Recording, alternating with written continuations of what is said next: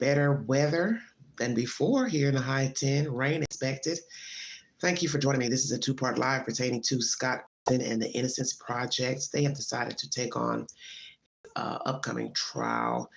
And the second part of this live is pertaining to the Kansas City Three who were found deceased in a backyard of an alleged friend. We're going to dissect all the new information coming out via his attorney. But for now, let's talk about Mr. Scott Peterson. Thank you for joining me. A California judge has rejected a new murder trial for Scott Peterson in the death of his wife Lacey and their unborn baby. Comes nearly 20 years after Lacey went missing on Christmas Eve. Peterson claimed a juror lied about her own story of abuse and bias, but the judge found no evidence that she intentionally concealed information or committed misconduct during jury selection. Peterson can appeal the ruling. He is serving life in prison after the court threw out his death sentence in 2020. Now, that's information from 22 that he got denied that trial, and that information was pertaining to a juror. So we're going back in time to get the said information, which brings us to this present day. Thank you all so much for joining me.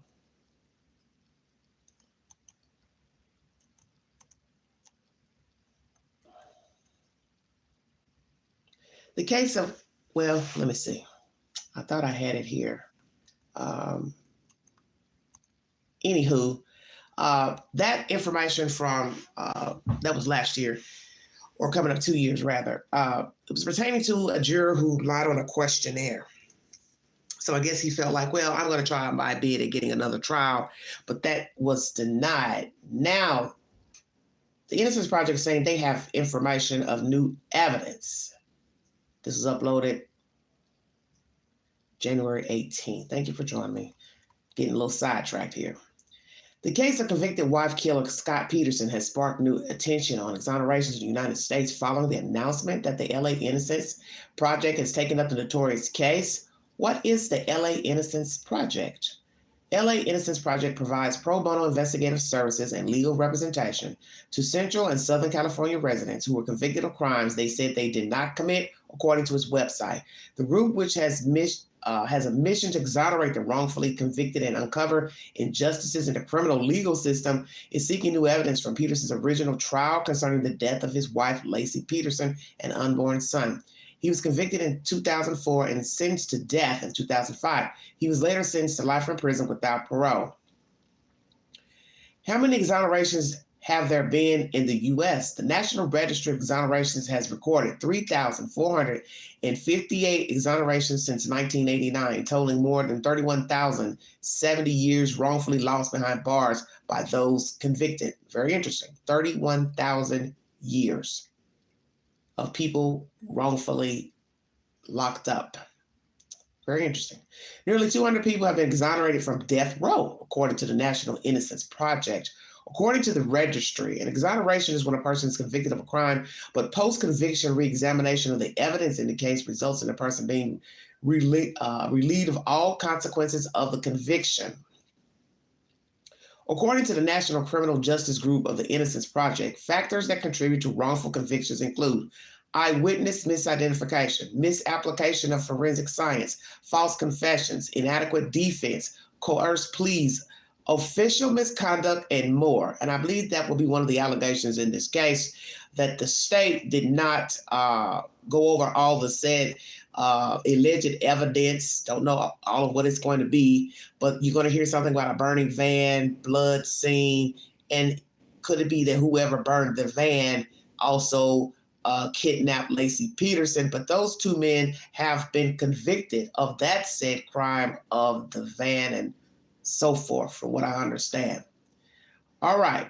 To be exonerated, a person can be officially declared factually innocent by a government agency, receive a pardon based on innocence, be acquitted as a retrial, or have their charges dismissed, according to the registry, which is collaboration between the University of California, Irvine, the University of Michigan Law School, and Michigan State University of College of Law. The California Supreme Court overturned Peterson's death sentence in 2020, citing that his jury was improperly screened for bias against the death penalty. And this goes back to the video information I just played of him getting that trial, getting denied new trial at that time. So here we have it.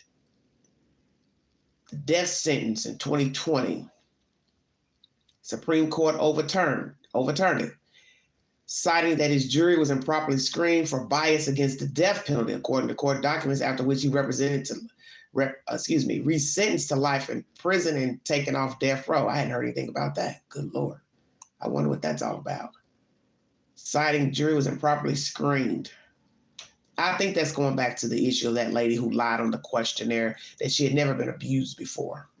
Attorneys with the LA Innocence Project claim that Peterson's state and federal constitutional rights were violated, including a claim of actual innocence that is supported by newly discovered evidence. According to the court filings, new evidence now supports Mr. Peterson's longstanding claim of innocence and raises many questions into who abducted and killed Laci and Connor Peterson, the filing state. Take a look at these stories pertaining to Mr. Peterson. ABC 30 is the source. So here we have a woman many moons ago admitting she was abused but lied on the questionnaire. That got the mess started with Mr. Peterson. As you hear, Supreme Court overturned the death sentence in 2020. Now we're in 2024 getting new information of a upcoming trial. And I've just read you the specifics of why the Innocence Project would take on a case. Now, many people believe he's guilty. One of the detectives believes he's guilty, does not believe a new trial would render a different verdict. We will see.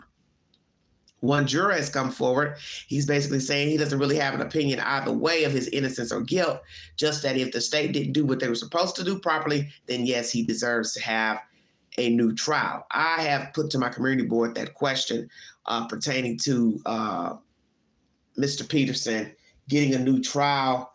And let's mosey on over to the community page to see what you all have to say about that, if you agree or disagree. Thank you all so much for joining me. Hello, Way Street, Nubian, Miss Harmon. Thank you, Bama Cat. Oh, anytime, Miss Justice. How many do I have in a room? 30 in a room. Slow start, but that's okay.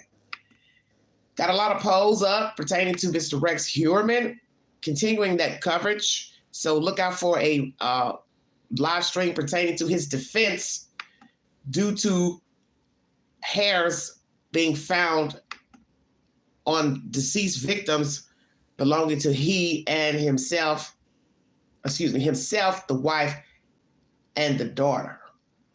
Lord have mercy. A lot going on, everybody. We'll have a guest come up and give their opinion here shortly. But I just wanted to go to the community board to see what you all weighed in. As for the guy who went on the run from Joliet, Illinois to Texas, Mr. Romeo Nance, he is now claimed deceased by a self-inflicted gunshot. He shot 9 people in Joliet. 8 are deceased. 1 was injured, and he is now no longer alive by suicide in Texas. Thank you for joining me. Just bringing you the latest.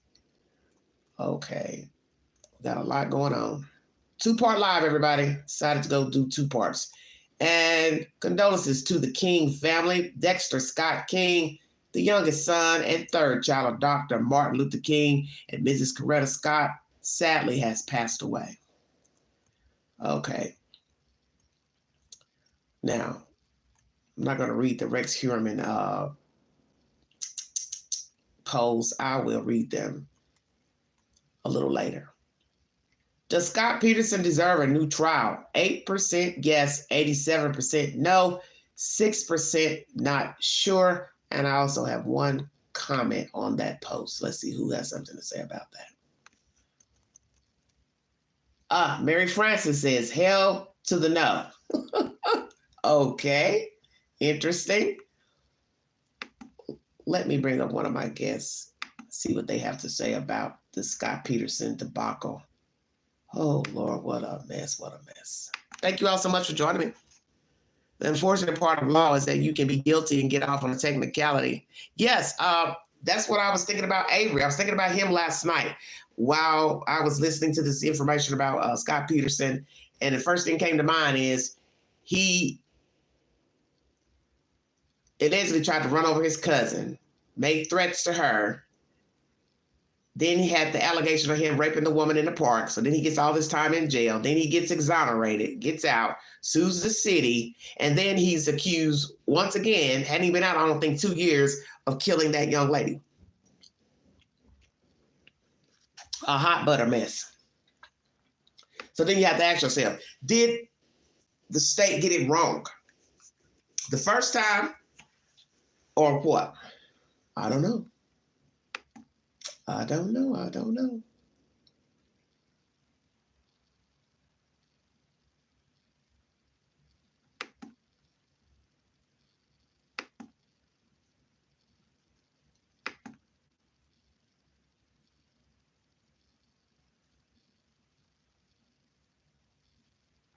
One second, everybody.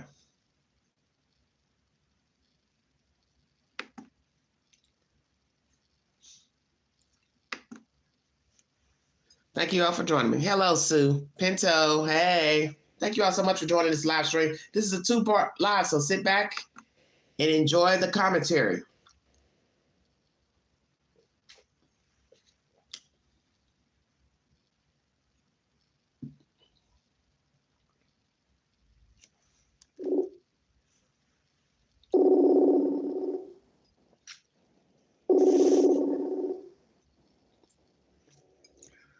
Hello. Hello, Latrice. How are you? I'm fine. How are you? I'm great. So glad to have you join the Queen this wonderful afternoon in the high 10.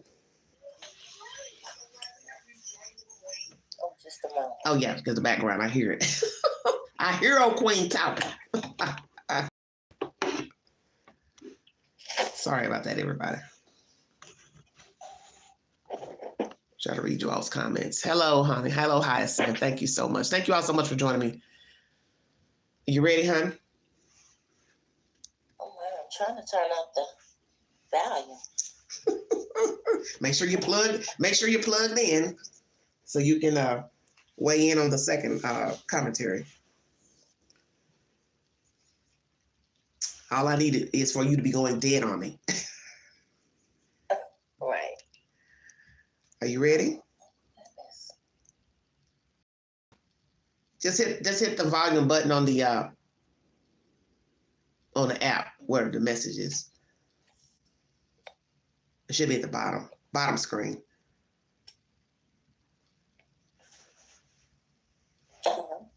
Hello?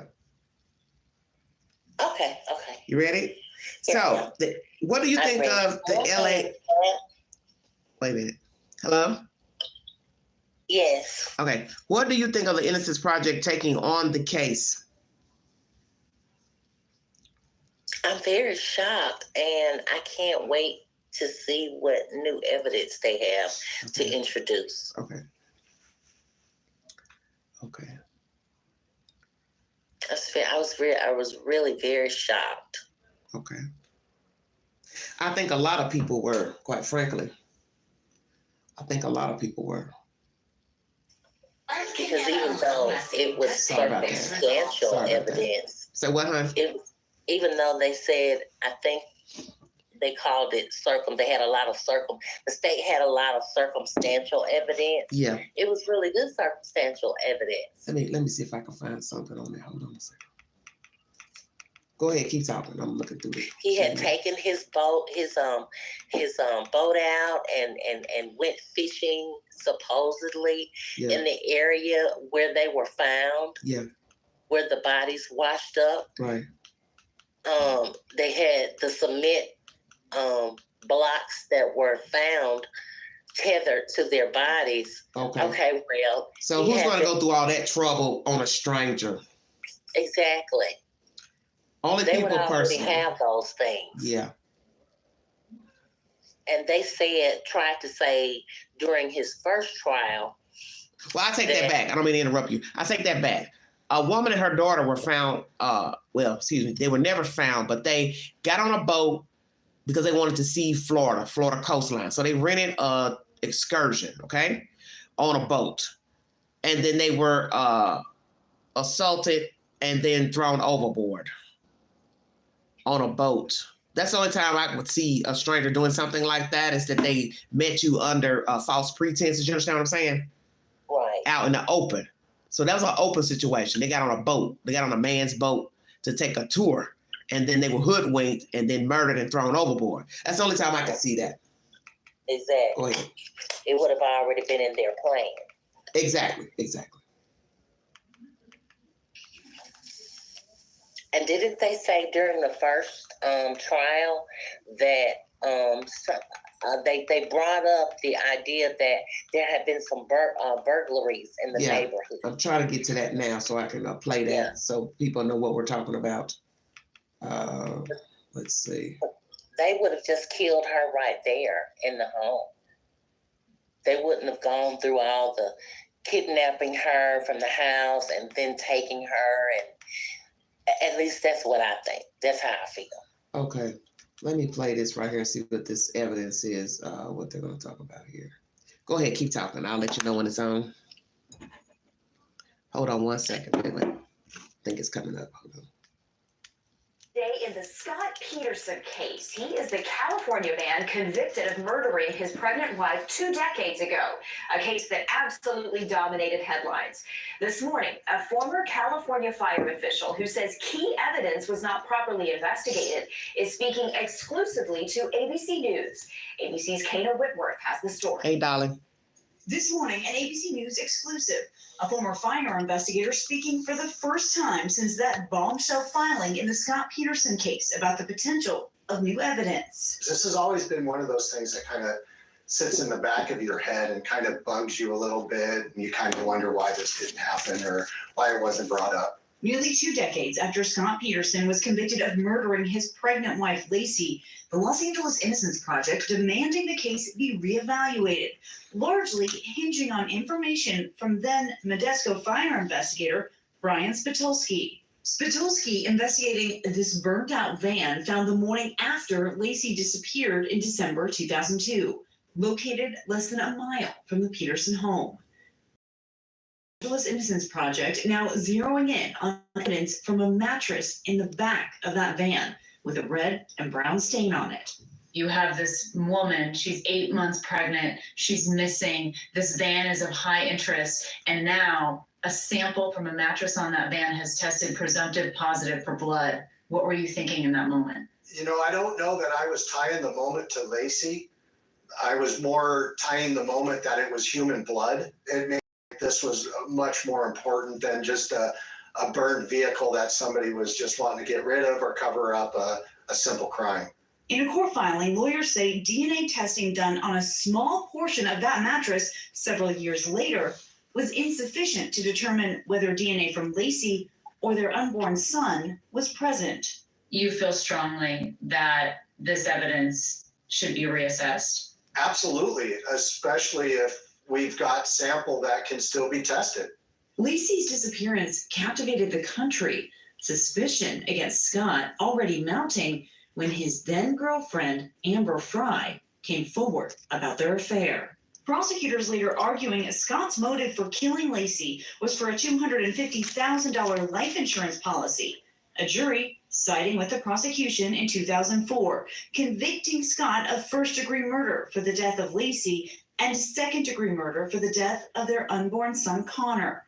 I don't have an agenda or an opinion on his guilt or his innocence. This is, for me, it's a fire investigation in a vehicle that has blood, possible blood, on the mattress. And that right there is important.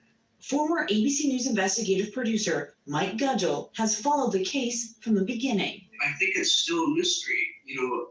The trial verdict was sort of unsatisfactory. It didn't say what really happened to Lacey.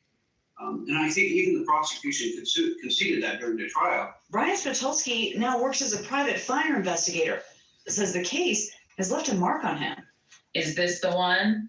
that sometimes keeps you up at night? Absolutely. Now, the Stanislaus District Attorney told us in a statement in part that Peterson's conviction was upheld in 2022 and added they can't comment further as litigation is pending. Now, the LA Innocence Project says that sensitive testing today could provide more information. Kana Whitworth, ABC News, Los Angeles. All right, everybody, that's ABC News, LA. Let's go over some of this nonsense here. Convicted of first-degree murder of the wife, second degree of the baby. Why are we all here again? That's what I'm questioning. What will the verdict be?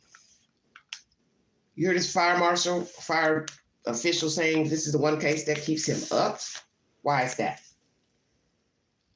Did law enforcement investigate this van fire in connection to Laci Peterson, or they only focused on Mr. Peterson? You hear newer technology can possibly affirm or deny this blood sample to the victims. Once again, why not years ago? Is this a phishing attempt? Because we're going now from a juror who didn't disclose that they were battered by a male to now 24, Innocence Project taking on his case because of new evidence. So this issue with the evidence could be new evidence and also old evidence. So we're now talking about possibly testing old evidence pertaining to the victims. And my understanding, it was a terrible sight. The child away from the mom, she was near, what did they say? Damn near to the bone. So that means she was, you know what I mean. I don't have to say it. She wasn't whole when they got her out of the water. We got her, discovered she and the baby. So what does this van have to do with this case? And naturally, the two guys who were arrested, they're not going to tell you, oh, yeah, by the way, we killed this lady and her baby. We're robbing some house. She walked by, maybe she saw us. Well, let's just say she walked, because I don't even know how far that house is from their house. What would she say to these people if she don't even know what's going on? Because if they're not on her street, she doesn't know these people from a can of paint, why would she have something to say? And she's pregnant. And as other people have said, why is this man out running around while his wife is pregnant anyway? How did he even get her in the water? If some of you want to believe that he is the culprit, Mr. Peterson. How did he get she in the water? The dog was running loose. I believe it was all a ruse. Because at this time, you hadn't heard of doorbell cameras. So 9 times out of 10, he probably killed the lady in the house. Maybe he waited till she got back from the walk, and then he murdered her, dumped her, and then let the dog walk loose in the neighborhood as to make it seem like somebody did something to Mrs. Peterson. Weigh in, Latrice. I think he let the dog run loose so that it would appear, so that it would appear that, like you just said, that someone abducted her. Okay. I like you said, I don't know how far the other houses were from where she was walking, but she was 9 months pregnant and due to go in labor. So how far would she be walking? She wouldn't have been walking very far. Right.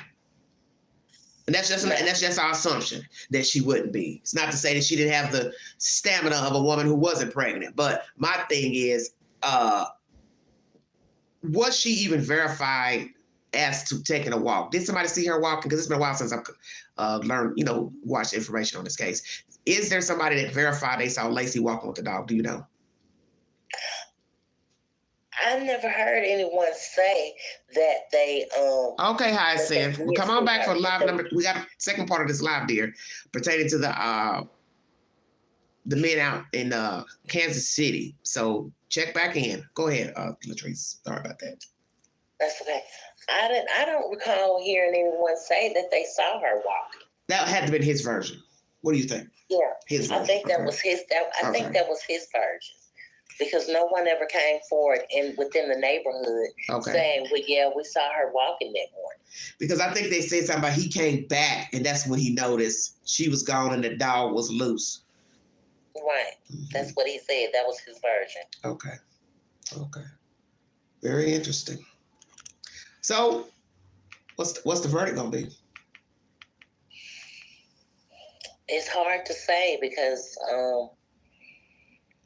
you just can never tell with the jury what they're thinking. Right. We hope and pray, for her family that the verdict is the same, because how hard is it for them to open this back up, and it's like snatching the scalp off of a wound and reopening it, all over again. Well,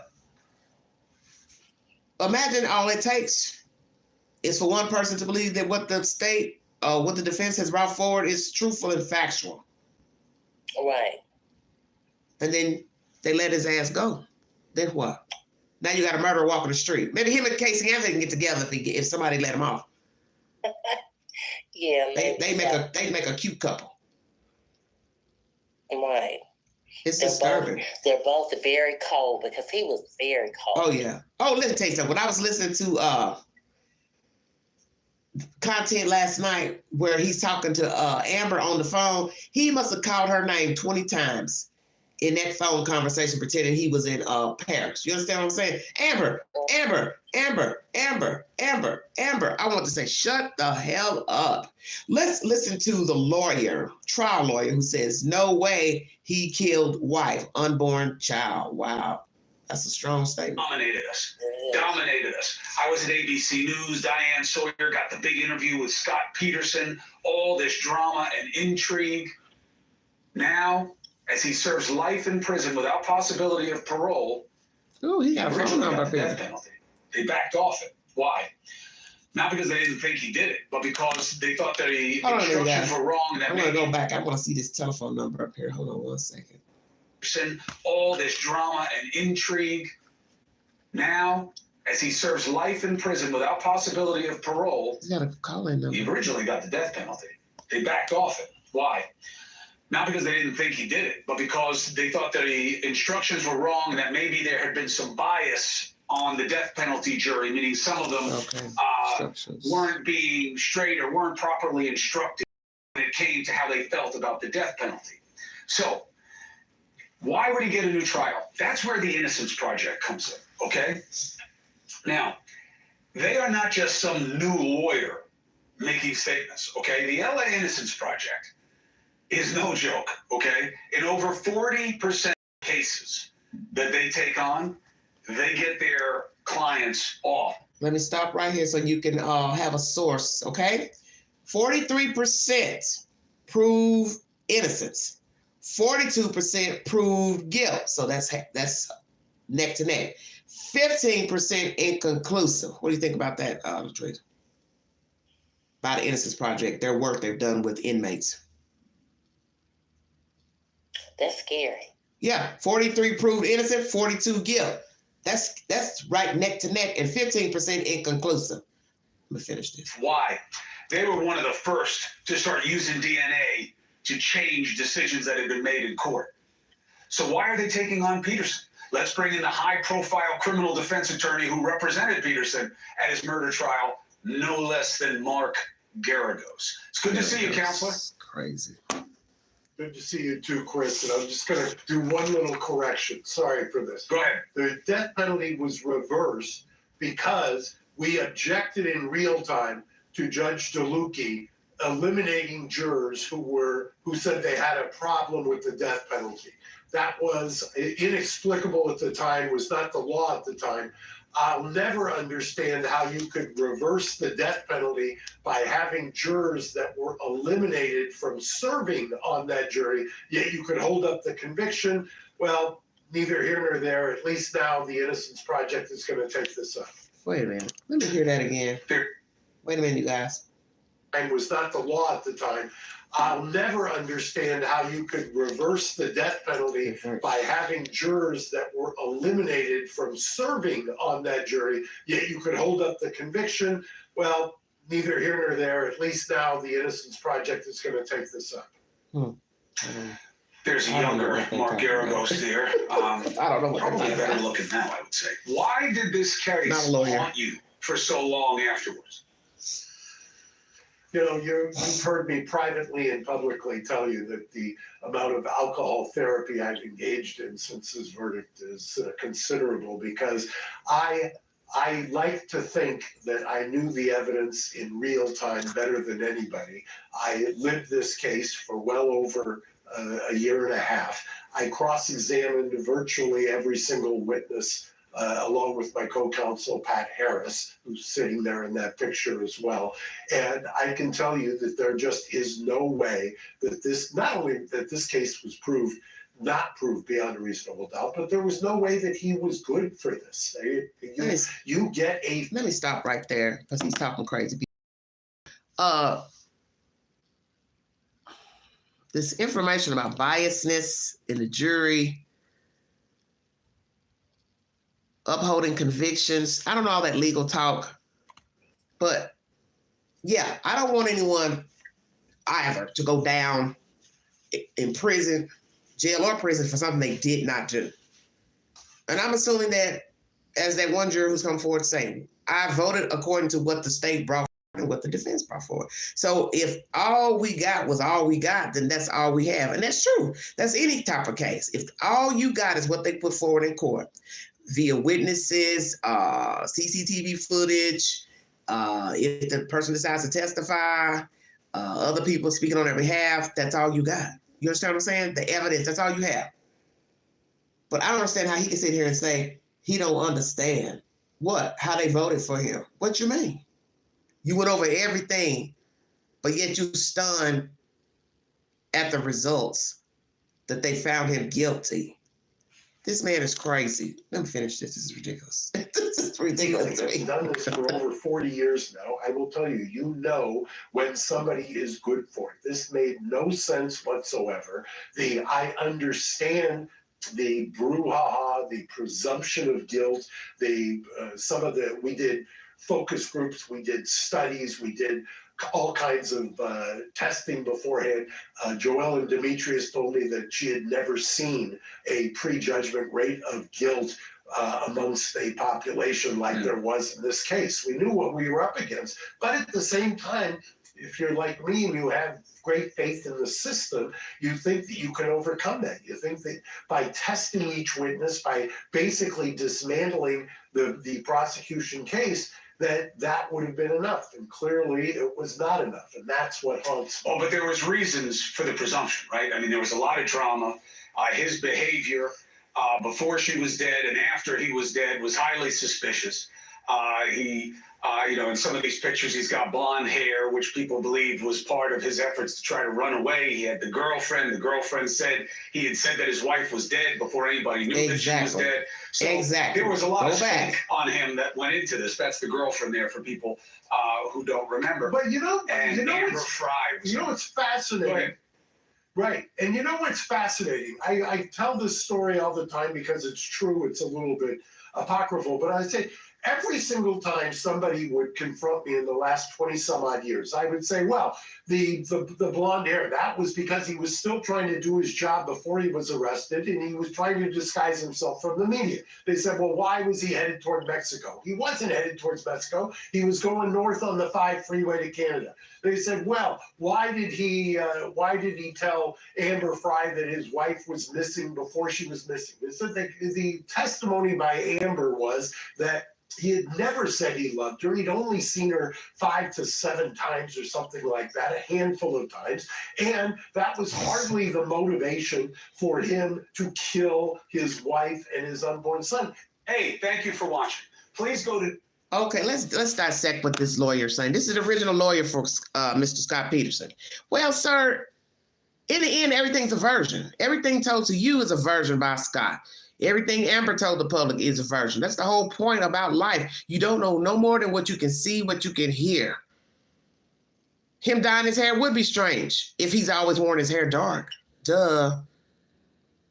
And yes, having an affair does not mean that the person would be a murderer. But now you want to say he never told the woman he loved her. Well, once again, that's Scott Peterson's version. We don't know what he told her, but we do know what he did and didn't do. We know he was talking to that girl at the woman's vigil, his wife's vigil, and pretending he was in Paris. Who does that, number one? Who tells somebody that their wife is dead? How would she know? She wasn't Googling. Wasn't no Google, I believe, at that time to say, well, let me go see what I can find out about this guy I just met. Because people don't check people out when they meet them. They just take them at face value. And he only probably saw her 5 or 7 times. One, he had just met her. He also still married, so he's got to be able to make way to go see her after what? Getting off from work. Wife may say, well, are you coming home? When you coming home? Come on now, stop this nonsense. Just stop the nonsense. A lot of information came out during that trial. I can't remember everything because it's been that's 20-something years ago. But it was a long-winded trial.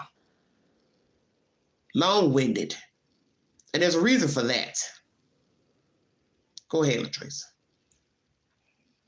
Yes, and like you said, he who tells someone, a mistress, that their wife is already dead? So that sounds like premeditation. Mm-hmm. Mm-hmm. That's what it sounds like to me. Mm-hmm. He didn't say, I don't remember. He didn't say that they were separated. He said that his wife was dead. Yeah, and that's a difference. So now we got to say what? She lied about that. Why am I going to lie about that when I don't even know you? Exactly. I don't want to be wrapped up in no saga pertaining to no missing woman, dead woman. So she did the right thing by going forward. Now, another woman may have just said, well, I'm going to ride the ride out, see where it goes. I'm going to still trust him. I'm still going to deal with him. I'm still going to date him. See, everybody's not the same. She did the smart thing because I do believe that was a kidnap, kill kit in the back of his trunk. And I do believe it was meant for Amber. But see, this just goes to show you how desperate he was. You willing to kill a lady and her child, because we ain't gonna even say that they were even married because he didn't act like no husband. You kill this woman and a child that's you supposed to be married to her and the father of the child. Then you off here sleeping with a woman and you telling her the wife dead because you knew she wouldn't have no way to verify it. That's why I'm surprised he even gave his legal name. Because you can always find out things about people, but who has that time and money to be going hiring private investigators? Well, I need you to look up this guy, 20-some years ago. Nobody was doing that. That's something you do if you're already in a relationship with somebody. You want to hire a private investigator. I think my husband's cheating. Can you follow him around and give me the news after? Well, you find out whatever you're going to find out. He probably didn't see her a lot. So here's the lawyer. Oh, well, but 5-7 times he saw her.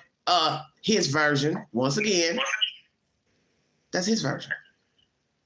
We don't know how many times he saw her. How do we know he even went home after he met Amber? He may have stayed out all night, sleeping at her house and canoodling with her or any other woman in California. We don't know because the dead can't talk.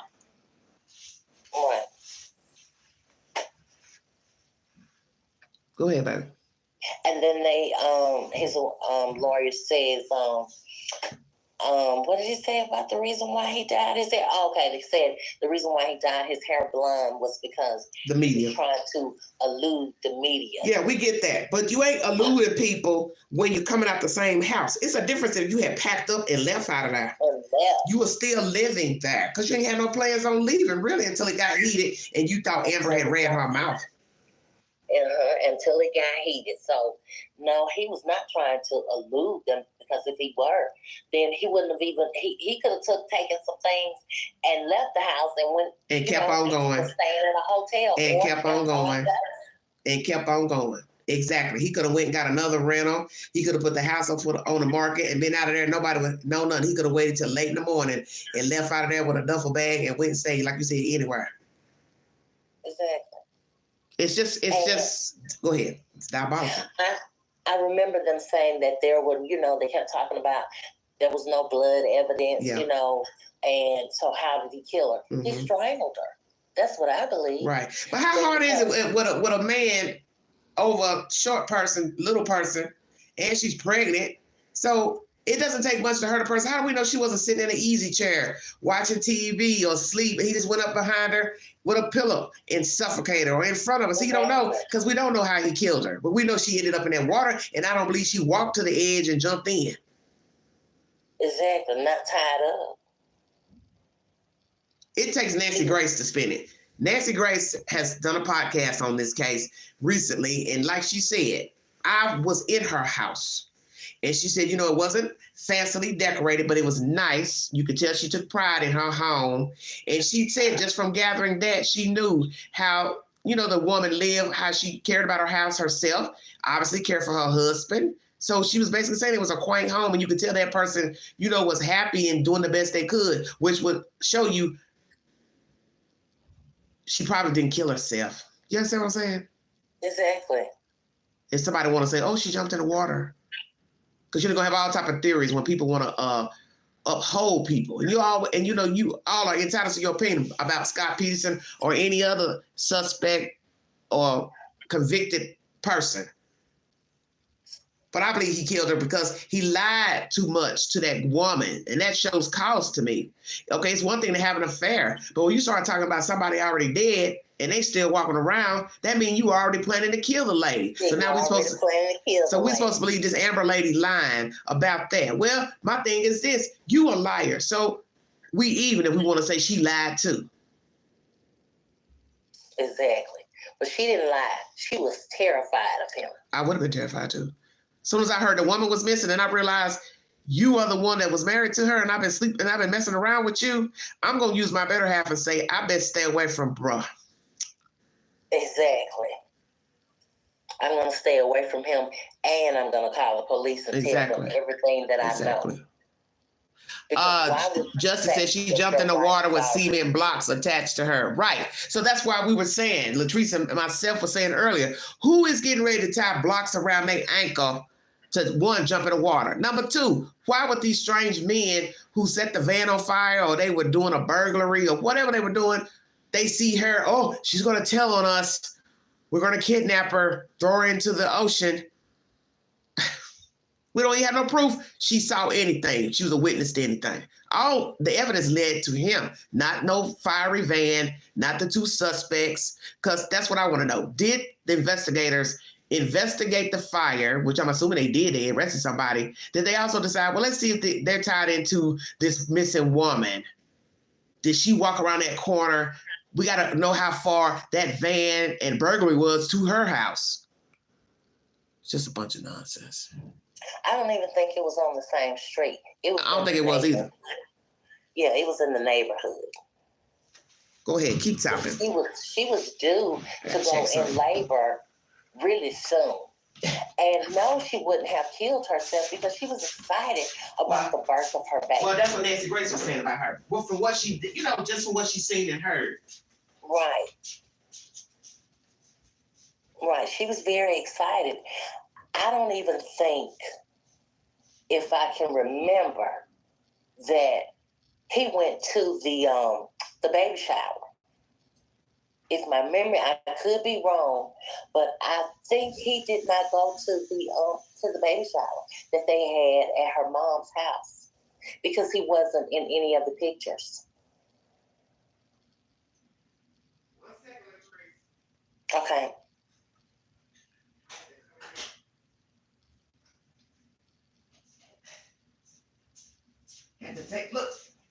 Had to make me some more coffee. Excuse me. Excuse everybody. Queen had to get a little coffee quick. Okay. Anything else you want to add to this? The Innocence Project, them taking it on. What's the new evidence? They're gonna test old evidence. And then what if they test that mattress and all that again, if they even still got it, and they don't come back nothing? Exactly. And how degraded is the material that they found? Well, they're betting on some new type of technology because, naturally with science, things change every minute. That's what they're betting on, some new technology to test, I guess, the mattress or whatever they gathered from that fiery van. I don't think it's going to come back, and have any of her DNA evidence on it. Okay. Because Scott, he went out saying that he was fishing, and he had never gone fishing before. Oh my God, it's like the kung family fu. said they never heard. He never even talked about fishing. Right. I'm gonna read you a few comments in the chat. Kung Fu says, "Yes, Miss Justice, just like Rebecca Zhao, she tied her own arms and legs together, then managed to jump over a railing and hung herself." And then somebody said, "Yeah, that would be quite a stunt." And then Kung Fu comes back and says, "This is ridiculous. People don't bind themselves and attach weights before they off themselves." Yes, because I was listening to a story, commentary about all these deaths linked to this lake or whatever river in Texas. All these in Austin, Texas. All these suspicious deaths, all rude, accidental, incidental, whatever. But one guy, foreign, he's bound by the feet. So why would I want to jump in the water with my feet bound? How did I get there? So what did I do? Drove there, got out of the car, duct taped my feet, and shimmied into the lake and drowned myself. Exactly. That doesn't even make any sense. It's too many ways to kill yourself besides doing all that extra. Without doing all of that. Yeah, it's just too much. It's just too much. When your mind is set, my mind, I've never had those thoughts. Right. And thank God for that. But when people decide that they're going to unalive themselves, right, they don't go the extra mile. The easiest way I can get to do it. The easiest way they can get to do it. Yeah, all that extra putting on, binding myself, duct tape. That's something I would do if I was trying to get attention and I plan to survive. Right? Exactly. Like the lady in California, Pat Penny. Cut yourself up, bang yourself up, put on hand restraints, and then, oh, look, I got away. I ran away to safety. The lady who said that she was kidnapped. Yeah, the Hispanic woman or somebody, Hispanic women kidnapped her.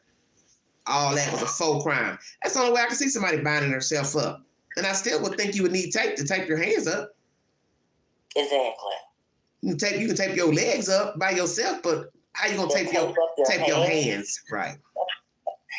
Let's be serious. And then he has cylinder blocks in that storage unit. Then they trace that cylinder blocks to a tub of cement from the storage or his job or something. Yeah, they did. Mm-hmm. The mix. It was the mix. Mm-hmm. The mix. I can't remember if they traced it back to his job or if they traced it back to the store where he bought it from. Yeah. I figured, I knew it was somewhere in his possession. One way or the other. Because it might have been on that boat.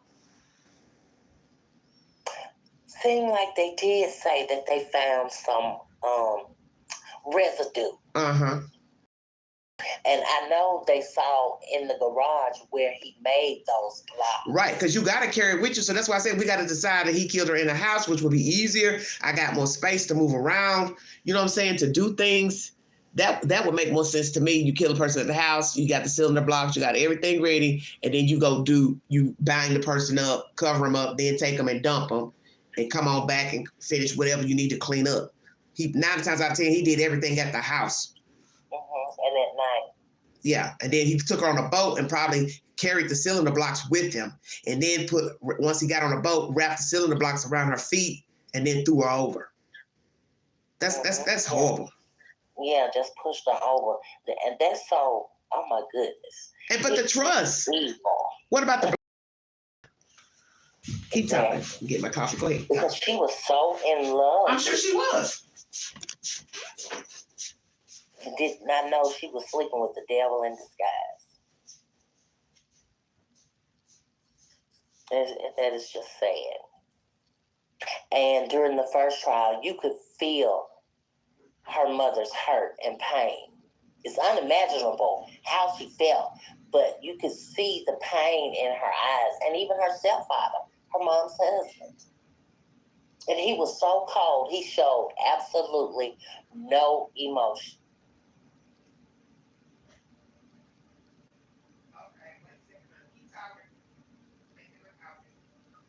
Okay.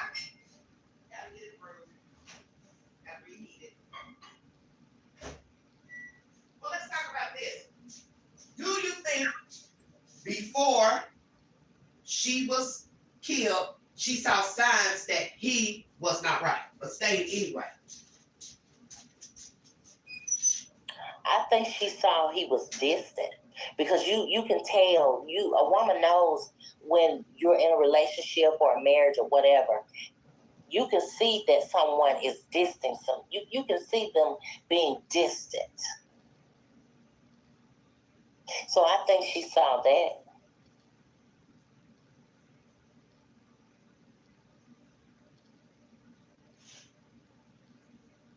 I don't know if maybe she thought, well, he was, anxious about being a new father or whatever.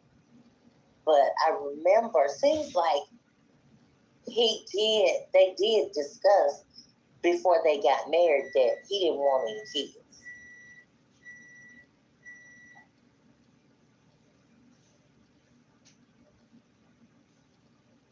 But yeah, I do feel like that she saw the distance. There was distance between the two of them because you can tell when, your significant other is being distant.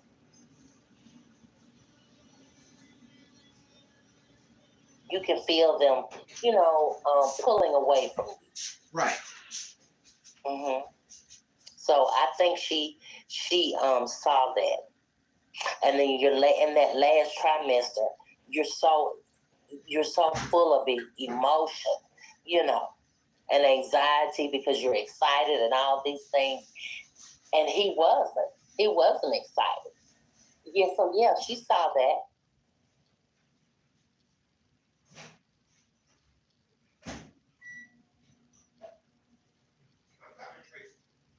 Okay.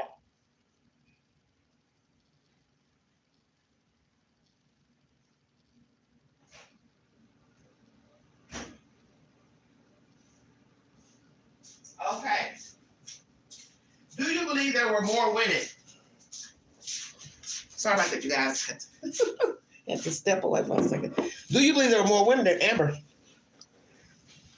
Yeah, I don't think that was his first time cheating. Okay. He was a good looking man, Okay. real good looking. Okay. That was Listen at you say real good looking, okay? He was. He's a very handsome man. Real nice, real so, and he was full of himself, very arrogant. He knew he looked good. So I don't feel that this Fry woman was the first woman that he had cheated on her with. Yeah. Now imagine that. I don't know if that came out during the trial. Other people. It didn't. I don't remember that coming out. No one came forward. So this is what I want to know. He's never going to admit this anyway. When did he decide to check out of the marriage? When he found out, when she told him she was pregnant. Wow, damn, Latrice, that's deep. It is. But remember, he said that Excuse me. He didn't want any children. Okay. See, that's where I have the problem. I understand, like anything, one is entitled to his or her opinion. One can change his or her mind. I tell people that all the time. You have that right to change your mind. Right. He and her should have discussed that if that's the case, if that was his true feeling. I'm not ready to be a father. I'm not ready to have a family. I just want to spend time with just you and I. See, now, if that's true, you have to ask yourself, how many times did he probably tell her, I'm not ready, or I don't want any kids, period? See, I don't know, because the dead can't talk. So what if she just went along and just said, well, it don't matter? Well, my thing is this. If you felt like that, you didn't want no kids, then you should have wore a condom or asked her to take the pill. But that don't mean she would take it just because you ask her. Exactly. Or he could have done like a lot of other men. He could have gone behind her back and had a vasectomy. Oh, my God. Can you imagine that? And lying when she said, I can't get pregnant. And he's like, I don't know why. Exactly. I don't know why. I don't know what's going on. And then she would have been going to all these, to fertility clinics trying to find out what's wrong with her. Let me read. There are a lot of things that he could have done. Let me read one of these commenters' Kung Fu says, I think he fooled around all the time. I don't think Lacey knew about that. And sadly, I bet she thought the minute he saw his son, he would fall in love with him. Exactly. And that's what a lot of women think. Once the baby here, things will change. So whether the man's abusive, he's staying out all night, he's a drunk, a crackhead, whatever his issues are, a lot of women feel like children change everything. A lot of women feel like marrying a person is going to change. People don't change like that. They never do. They rarely change. They never do. They never do. The same man or woman that you have while y'all are courting each other, it's the same. It's going to be the same person. Exactly. And that's what women specifically, need to understand about men. When you get to a certain age, it's just really hard to change your idealism and your ways of living. It's not saying that you can't, because it would be a choice to try to make an effort to change if you want to change for the better or for the worse. But I never advise getting pregnant as a way to save a relationship. It usually goes downhill. Now, some men will tell you, well, yeah, she got pregnant. I stayed anyway because it's my child. See, every man ain't the same. No, they're not. Because you have men who check out as soon as the baby get here. They checking out before the wife even go into delivery. You've heard of men having sex with other women because the wife was pregnant. Because naturally, you know, at a certain point when she started getting too big, sex is uncomfortable the standard way. Right. So, you know, make up all these excuses. Well, you know, she didn't have a desire to do anything. She didn't want to do anything. And then now the baby's out, you're still sleeping around. Exactly. And you know, another thing, I think he was very cold to her when he found out that she was pregnant. He was not excited at all. And he never got excited about it either. And I don't think, you know how a lot of men, you know, they'll rub your feet because your feet swell. Wow, you really going there, Andrew. I'm just saying, I don't think he did all those things for her. It's like she was in this pregnancy alone, all by herself. So I want you to think about everything you just said. What if he was cold, period? Because take a cold person to murder a woman for whatever reason. Life insurance policy, that's what the state is asserting. That's why he killed her. But who's to say he just was cold? She met a narcissist, sociopath, didn't know it. Probably saw some signs, but stayed on for the ride. And he was cold during the marriage when it was no baby. How about that? Who's gonna tell that? Exactly. Only she could tell that. But like you just said, dead on top. Because they will. I call it a masquerade. The person that you meet in the beginning of the relationship. Exactly. Nice. They put on this mask. It's a facade. Yeah. And once you get on into the relationship, sometimes it's 3 months, sometimes it's 6 months. You know, sometimes it's a year. Even later. I heard women say, you know, for the first 2 years, I didn't see no signs. They didn't see any signs.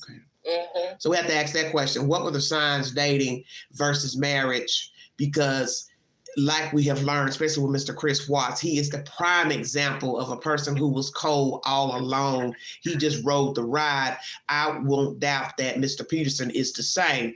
I'm emulating what is expected of me. I'm doing what is expected of me, is to be a working person, look halfway decent, put my clothes on right, act like I care, but deep down inside, I'm a selfish MF. Exactly. I'm numb. That's the appropriate word to use. I'm numb. I don't have empathy. So in order to murder your family, you never had empathy in the first place, because people divorce every year or separate. So what would be the problem with saying, okay, I'm not happy in this marriage, I want out, I like somebody else? Then just check out. You don't kill people because you don't want to pay child support and alimony, or you want to kill them because of a life insurance policy. That leads me to believe you was cold when they were dating. Exactly. You've always been cold. Just nobody saw the signs, maybe. Chris Watts is a prime example of this. He was very cold. Yeah. He was void of He was numb, but he gets it from his mother. You listen to her jailhouse tapes, she told him, I love you regardless. I don't care what you did. Now, who says that your grandbabies did? Right. I don't care what you did. Well, he killed your grandbabies, honey. Exactly. And his wife. The wife you didn't get along with. So the mother probably didn't care nothing about him killing his wife anyway. They didn't get along. She didn't like her. But you know, your grandchildren though. Because Yeah, I saw that comment about him going fishing. Yeah, but what is the grandfather going fishing? That's her, the stepdaddy. They ain't got nothing to do with her. That's his private business. Like Nancy Grace said, my husband would know damn well better than to walk out this house on Christmas Eve. He's supposed to be helping me get the house ready. Exactly. And she said Lacey was expecting guests. So why are you out fishing, golfing? And it went from 5, 6 different chores he was doing. Because you didn't have no business out doing that shit no damn way. Why not? You know you got guests coming to the house. You're supposed to be getting your house ready to entertain. Exactly. She was pregnant, so he should have been at the house helping her, period. So the person that mentioned the stepfather fishing, what are you trying to say? That he hurt his own stepdaughter? Where y'all taking that? Enlighten the queen. What you trying to say? You trying to implicate the stepfather? Please don't. Right. Don't do that. Well, is that all we got for him? Let me see. Look at my notes. See what else I got for this fool. See that with a damn clown. Biasness in the trial. $250,000 life insurance. Do you believe he killed her because of the life insurance policy? I don't. You know how fast you can go through $250,000? Yeah, but that's your logic. Well, if you're not a sociopath, you understand what I'm saying? You can't think like that. Yeah, you $250,000 is a whole lot versus zero and let's say $10,000 in the bank. I think that was, that was just a bonus. Right. Yeah, I think I might lean toward that as well. Just a bonus. Mm-hmm. Yeah, I think that was just a bonus. Because he messing with this woman, so that's another motive that don't even got nothing to do with a life insurance policy. He was messing around with this Amber girl. So what does the policy have to do with you sleeping around on your wife? Nothing. Nothing. It's just like Nancy Grace says. She says it all the time. Just because someone is a cheater, it does not make them a killer. Well, those are, because as somebody in the chat keeps saying, you could be a liar, but not a psychopath. You could be a psychopath, but naturally you could be a liar. You know what I mean? Because psychopaths and sociopaths have all those negative traits. Right. The lying, the manipulation, the coercion. But it doesn't necessarily make you a killer either. It doesn't. And being that he didn't want any children, he wasn't going to be with be around that girl long because she had a child. Yeah. Oh, who, Amber?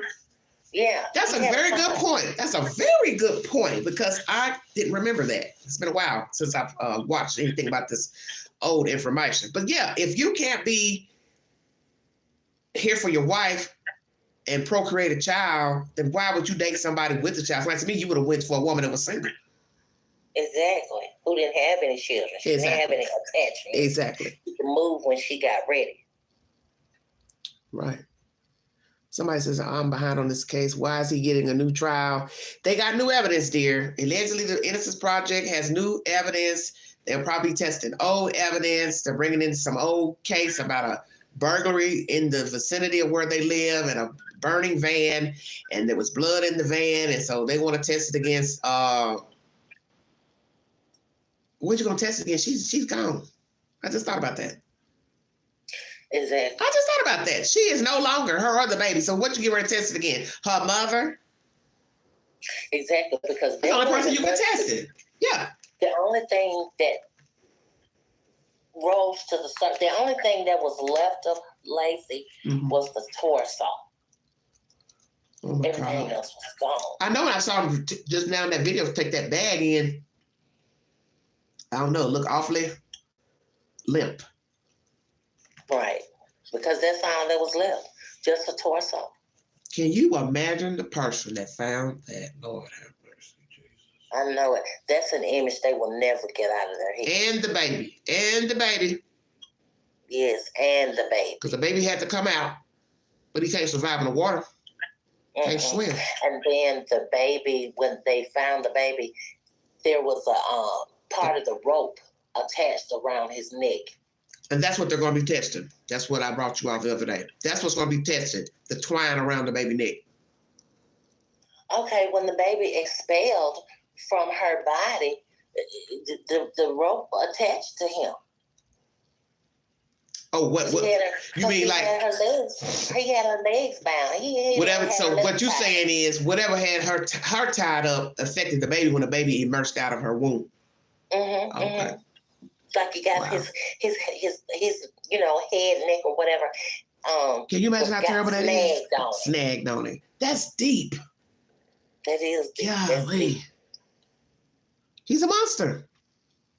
He is. And putting on like you ain't killed this lady, sitting in court taking notes. He leaning all in like he at the picture show with a bag of popcorn. That just shows you how sick people are out here.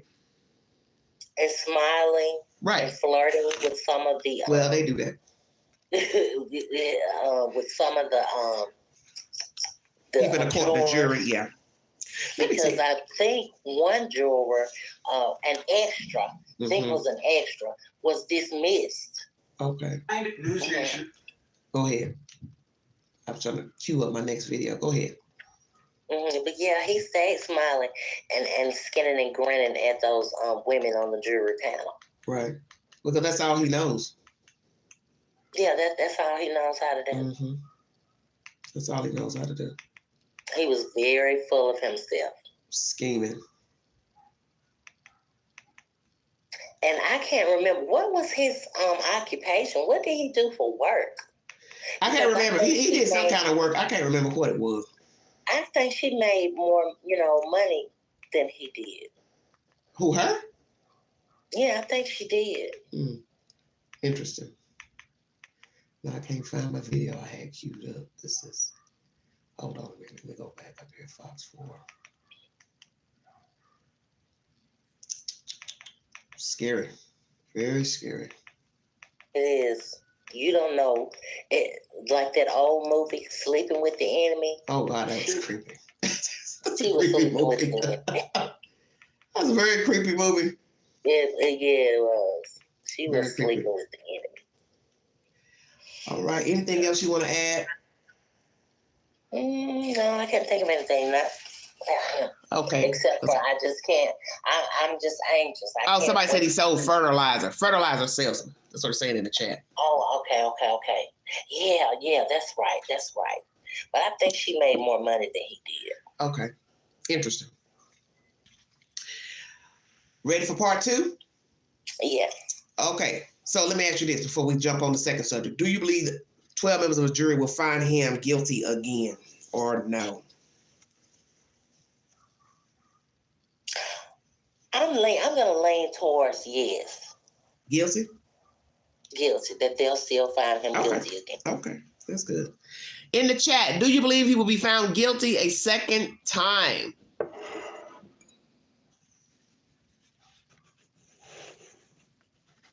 I don't see anybody saying anything. No way. Pinto says yes, guilty. No way. No way means yes. Lost in case. All right, we're going on to live part number 2. This is pertaining to Kansas City 3.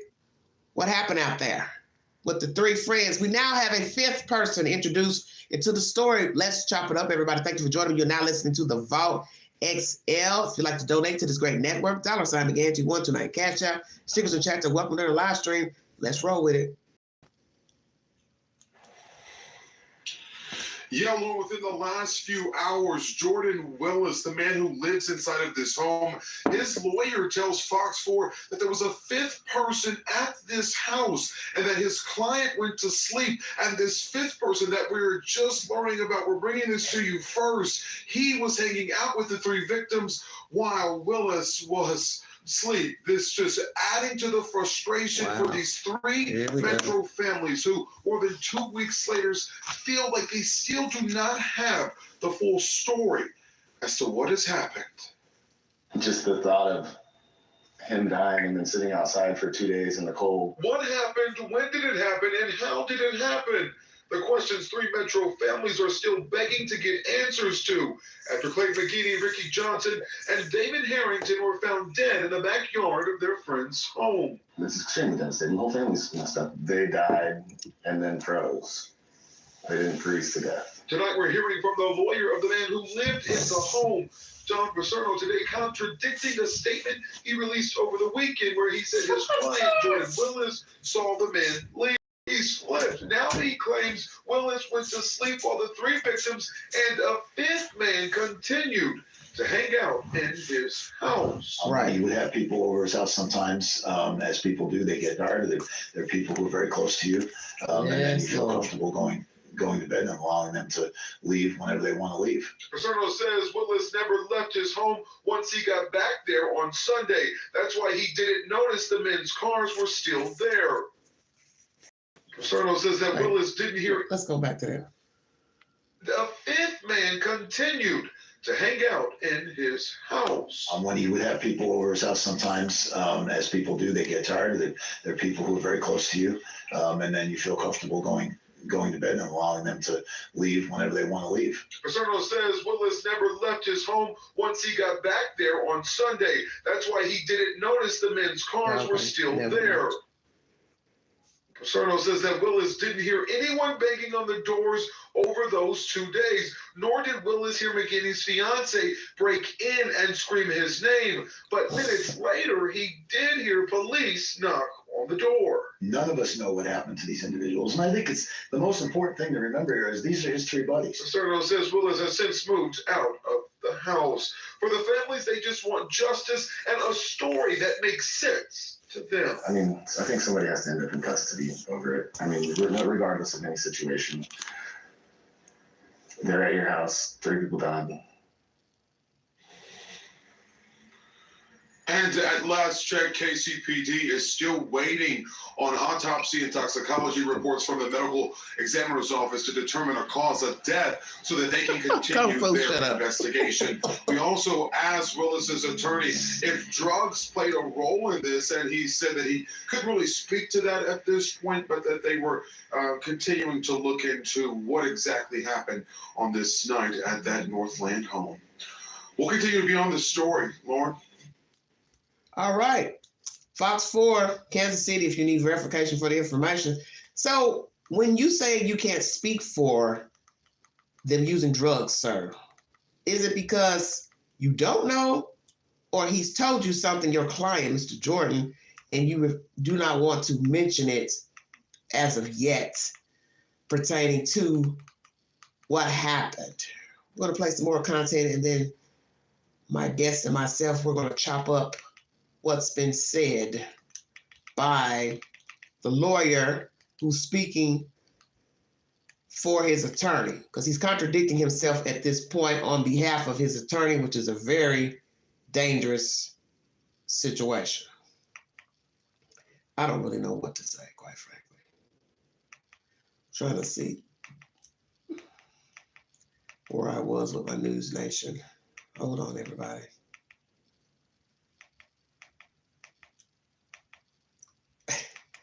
What do you think so far? This is crazy. I'm not trying to laugh, but it's just these lawyers, they tickle me because they just say anything and expect people to be like, oh, okay. Exactly, right. Because when earlier when I was watching this, well, not watching, listening to Bansfield talk to his attorney. Right. The story changed so many times. Right. And she asked him if he could get his client to speak with her, and then he says, in return, he's encouraged him to remain silent at this point. Exactly. Well, he hasn't been remaining silent because his story has changed. Yeah, well, he mean I don't want him talking to the news. Mm-hmm, yeah, you don't want to talk to the news, but he needs to shut up. He needs to shut up. Period, because your story's changed. So say tell the lawyer don't talk no more. Don't say that on behalf of your client. Don't have to talk anymore either. Yeah, because you're releasing a statement on behalf of him, and now we're introduced to a 5th person when that person should have been introduced last week. Let's get down to that pertaining to family and friends wanting answers pertaining to this diabolical case. Banfield on News Nation is the source. She's speaking to the attorney in this commentary if you need verification for the information. Thank you for joining me. First and foremost, your client, Jordan Willis, is he free and clear tonight, or is he still facing some kind of potential criminal exposure? There was never any criminal charges. There is no case. Oh, wow. Police have stated that this is not a homicide investigation and they do not suspect foul play. So he could do an interview. You'd be fine with him doing a TV interview because you now feel confident he has no concerns ahead of him. He could do an interview if he chose to. As I advised him, as I advise all my clients, that he shouldn't say anything at this time until the investigation has been concluded. I'm so curious about what could have possibly happened, as are so many people watching right now, as I'm sure you are, and potentially even. Do you know from speaking to your client, were there drugs involved with the party, the football watching party that night? There are some things that I'm not going to be allowed to comment on based on confidentiality reasons. There were, in addition to the three gentlemen that are deceased, in addition to Jordan, there was one other individual that was present in the home. And I'm not going to comment on anything about the activities that were going on there other than the fact that they were there and they were socializing after the Chiefs game. It's interesting, though, that you would bring up that there was another person there other than the three who died, the owner of the home, and then this mystery man, after the question I asked about drugs. Is there a reason for that? No, just in fact, I learned a little bit more about this other individual today, and I also, it's my understanding that he spoke with police as well, and that he supported what Jordan told law enforcement and what we believe actually was going on at the time. Let me interject here. Banfield has asked this attorney for Mr. Jordan about charges. Is he free? He says, yeah, no charges have been brought forward. There is no case. Very interesting. This fifth person has talked to the police. What I'd like to know, who introduced him to the police? Did he introduce himself? Hey, I better go in and tell him I was there as well. Why didn't you all let us know last week there was another guy in the house? So now let's ask that question. How many people were in that house after the Chiefs game? Where did they go watch the Chiefs game? Why did everybody go back to this man's house? Is it normal for them to go back to his house? How many times do they visit this man? Once again, how many people were there? She asked him about drugs, drug usage, confidentiality reasons why he can't say anything. So I'm going to ask him, did your client tell you that all use drugs, some use drugs, he's a drug user? What happened? What did the detectives ask Mr. Jordan and this new guy? I'm very, very curious because it's something very strange. She also asked about your client speaking to the public, interview with her. You said, I don't advise my clients to speak, but he can speak after the investigation has been concluded. So if there's no foul play, as the police put out earlier, you're saying he hasn't done anything, he's free from charges, there is no case, then why are they investigating? I'll wait. Just saying. Has that fourth man and Jordan, have they spoken together since this tragedy unfolded? I don't believe that they have. Wow. And yet it's your understanding that this fourth mystery person, whose name I hope will surface soon, his account of what happened that night is directly in correlation with Jordan's account. Sure, he's not a mystery person. He's one of the group of friends that they watched the game with. He's known to everybody. He's known to law enforcement. So he's not a mystery person. He's somebody there. And essentially, from my understanding, everything that he told the police is in line with what Jordan told the police, even though they were interviewed separately. I'm so glad he's not a mystery person. What's his name? I'm not going to provide his name. If and when he chooses to go public and say his name, then he can do that. He's not my client. I don't represent him. I don't feel comfortable doing that. Okay. Okay, I understand. Did your client ever leave the home from Sunday night and the football game until Tuesday when they discovered the bodies in his backyard? Did he ever leave and go outside the home? No, I don't believe that he did. He's self-employed. He works out of his home. He stayed in the home the entire time from, the basic scenario is they had watched the Chiefs game in a couple of different places. They went back to his place, his home afterwards, to play some video games and hang out. And at some point during that process, he got tired and he fell asleep. Before he fell asleep, they were going to leave. He actually escorted them to the door, said their goodbyes, opened the door. He went back on the couch and he crashed. And then when he woke up, they were gone. And during the day and a half that occurred, 2 days, I guess, because the police came at around 10 o'clock on Tuesday to his house, he was doing the things that he normally does inside of his home. And that he was sleeping, he was eating, and he was working. Can I back up? Yeah, can I back up for a moment there? Are you saying that your client, Jordan Willis, escorted the 3 victims to the door? He showed them to the door. Did they? It's not that formal, Ashley. He didn't escort them. They're his friends. Okay. They've been together all day. They're leaving the house. They're guys. They shake hands. They hug. See you later, bro. Whatever they did. But he left them as they were leaving the home. It's not unusual for him and his friends to spend time in each other's homes. It's not unusual for them to hang out when the other person isn't there even. In this case, he was there. So for whatever reason, they either came back in the home or they went directly to the backyard. That part, no one knows the answer to. Jordan believes they came back in the house and hung out for a while and continued to play video games. And at some point, they went outside.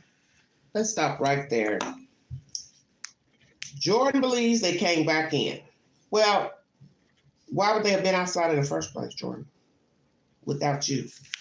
So now we have to ask that question. Did the men go outside with this other mystery person who's not a mystery person, and Jordan saw them all go out, and then they came back in, and then he's sleepy, and then they left. He saw them leave.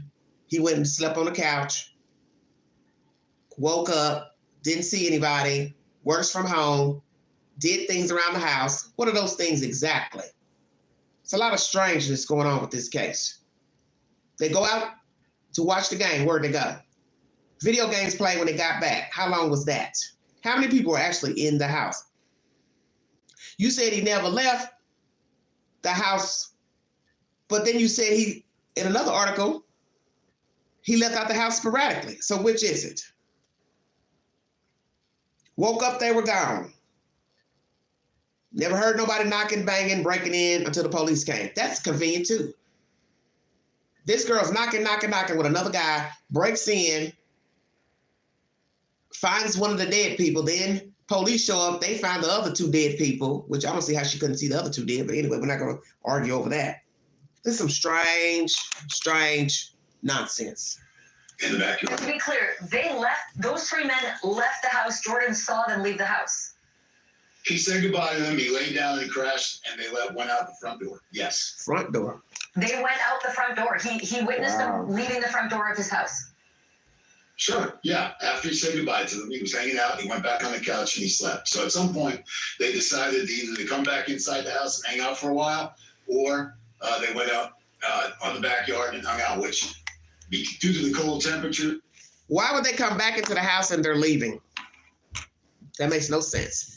Why would they come back in? Hey, man, we'll see you later. Bye. Thanks for everything. Everybody leaves out the house. So then you got to ask that question. If everybody left out, why would they return? Can they exit it through that fence? Because you're seeing black latches on there, but can you push that in?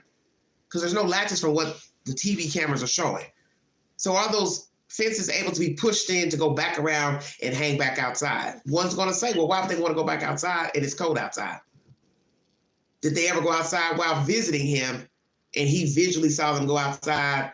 They all came back in, and then somebody says, well, I'm getting ready to go. Everybody left. Who was really left behind? Because we now have a mystery person. Did this person stay tonight? I'm curious. Working from home, allegedly.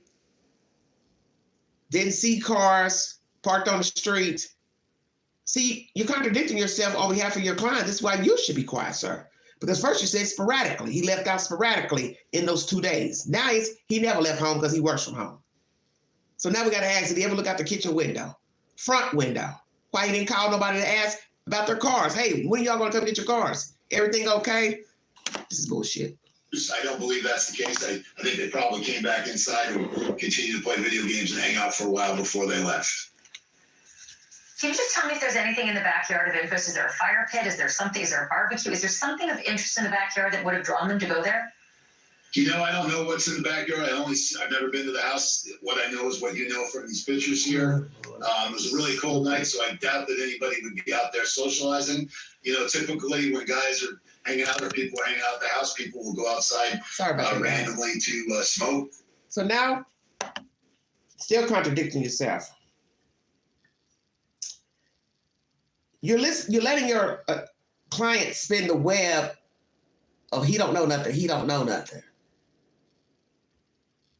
But now you're saying you can't believe somebody will go outside because of the weather unless they were going out to smoke a cigarette. Okay, well, if they were going to go smoke a cigarette, leave his house, he saw them leave, then why the hell would they go back in? So now you got to ask yourself that. How would they have gotten back in if he locked the door? Or is he the type he don't lock his door? So they did what? They went back in through the front door or through the back or the side? His house is fenced all the way around. So as I said before, can you push the fence open somewhere all the way around and go through? Or is this the type of fence that you can only exit out of? Stay woke. Because for security reasons, that would make no sense to have a fence to go all the way around that you couldn't get through from the outside in case of a fire emergency, EMT, whatsoever. Just saying. So can you lock the doors, the front door?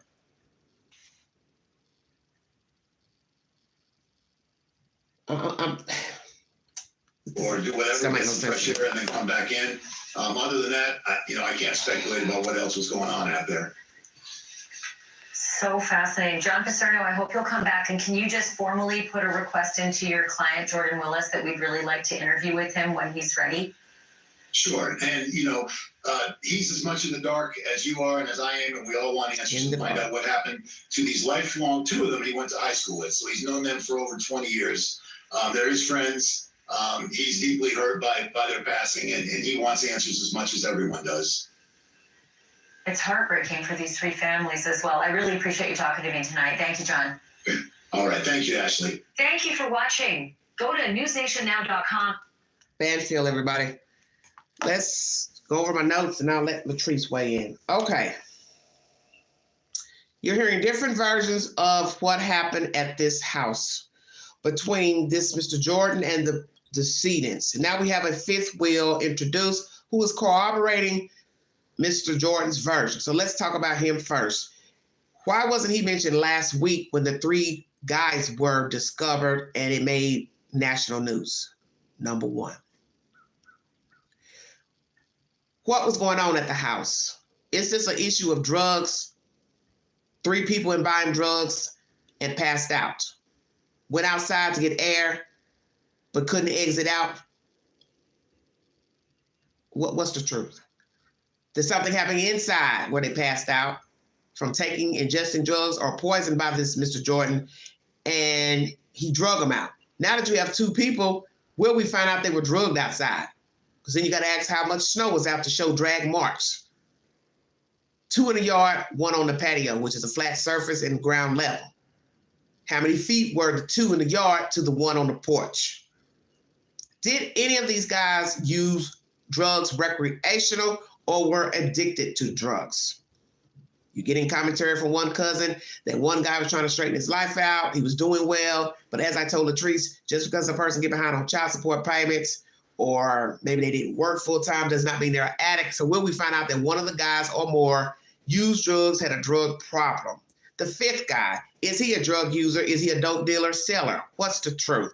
Did Jordan poison his friends? Try to experiment with them willingly. They took the drug or an experimental drug, things went awry. So he had to cover his tracks. Banging, banging, banging, breaking and entering into the house. He don't hear nothing. But the only time he comes to the door is when the police. That would lead me to think this doesn't sound right. Because you're in this house alone. If you don't have a lot of noise going on in the house to say, well, I couldn't hear anything. So do you wear headphones while you work, sir? On or off? Is this a split level house where they have a downstairs basement?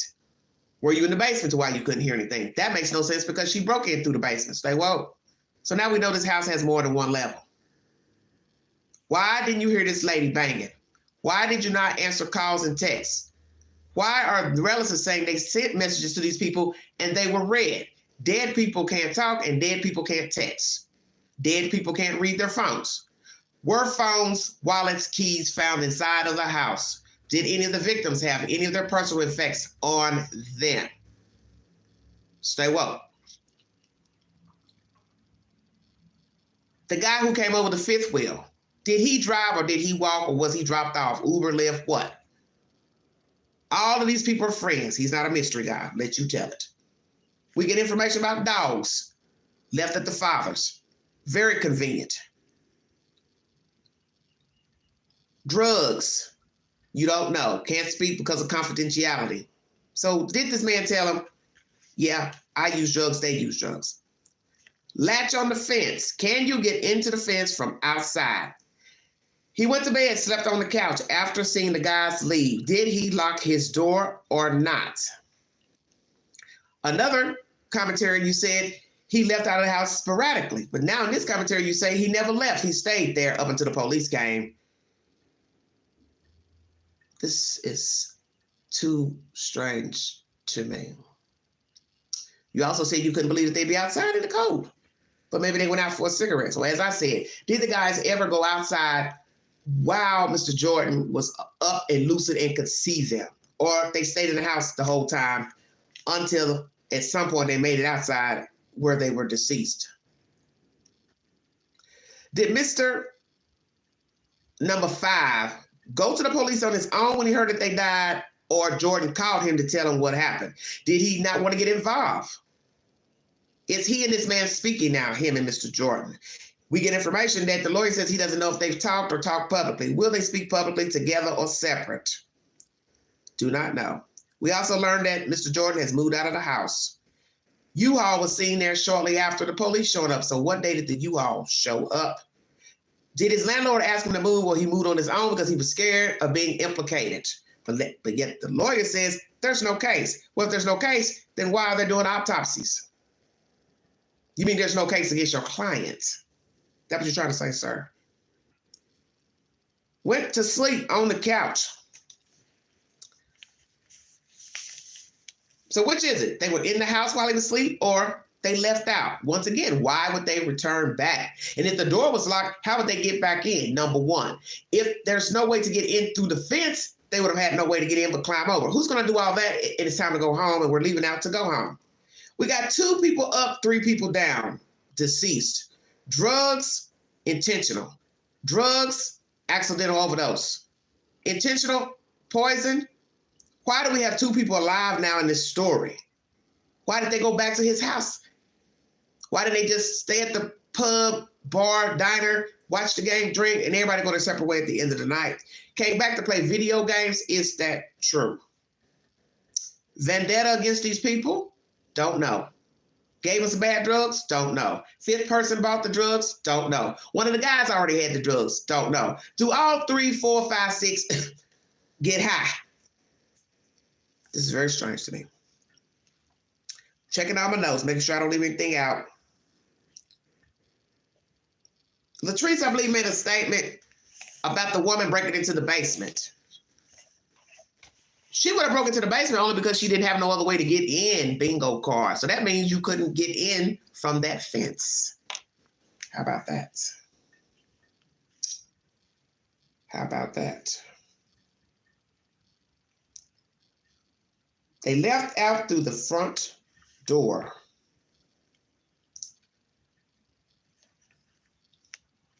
Number 5 is not a mystery person. Everybody knows them. They're all friends, 20-year friendships. He's distraught as well. He wants to get to the truth of what happened. Number 5 is spoken with police. Corroborates Jordan's assertion of that night, version of that night. Is that guy telling the truth Did they get together before the second person talked to the police, Mr. Number 5? So you got to ask all those questions. Did he go to the game with them earlier in the night, or he came over after the fact? Oh, Lordy, Lordy, Lordy.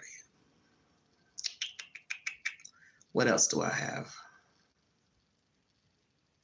Something's off here. Go ahead, Latrice.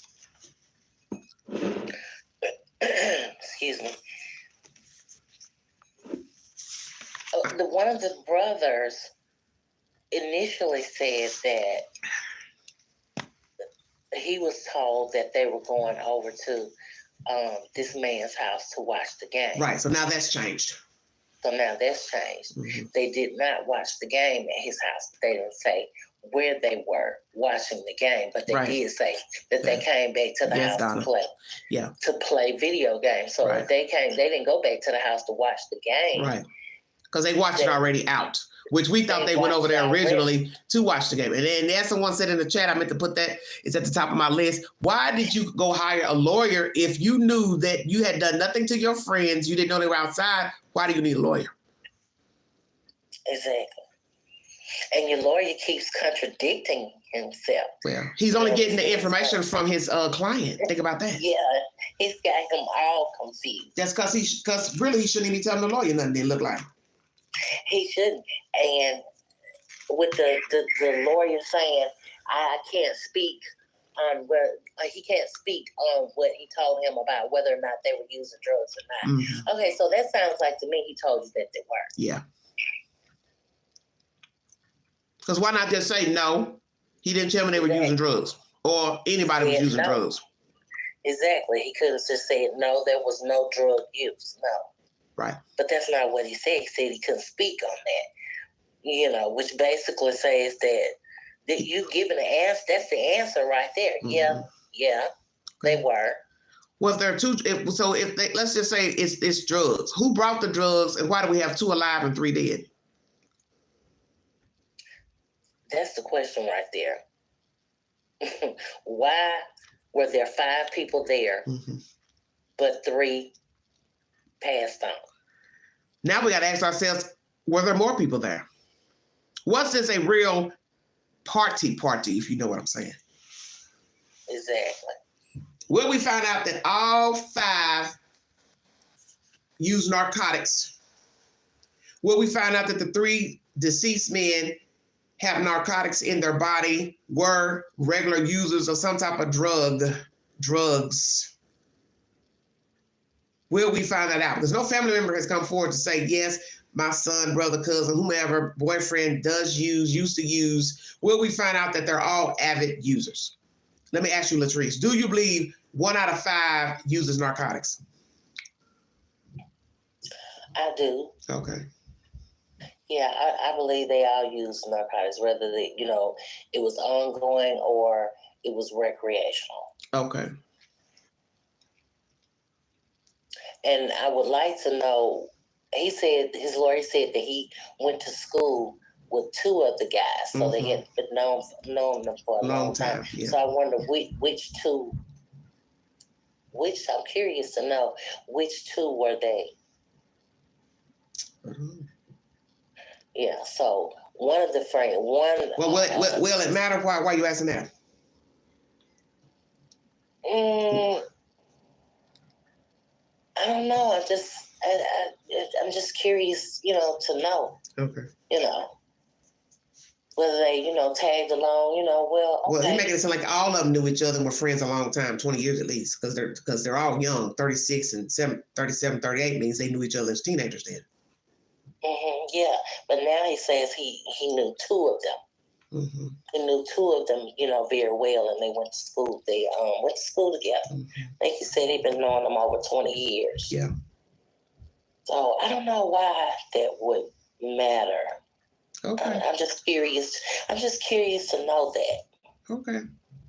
But yeah, it sounds like they were using drugs while they were, playing video games or whatever, because he said he couldn't speak to that. Do you believe they were playing video games?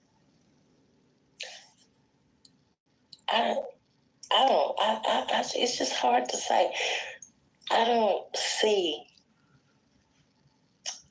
It's just hard to say because nowadays. Because we don't know. Because we aren't there, so we don't know what the hell went on. We don't know. Mm-hmm. We just don't know. And there are more men in the store buying video games for themselves than there are them buying video games for the children. Mm-hmm.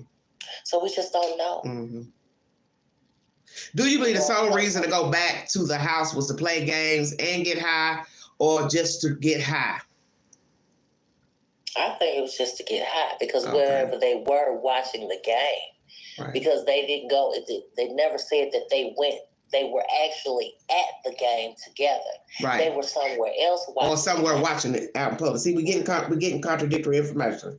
I understand it from friends and family. They went over to the house to watch the game at Jordan's home. Now the lawyer speaking, it's, they were out somewhere watching the game and then went back to Jordan's house to play games. So which is it? Exactly. Which is it?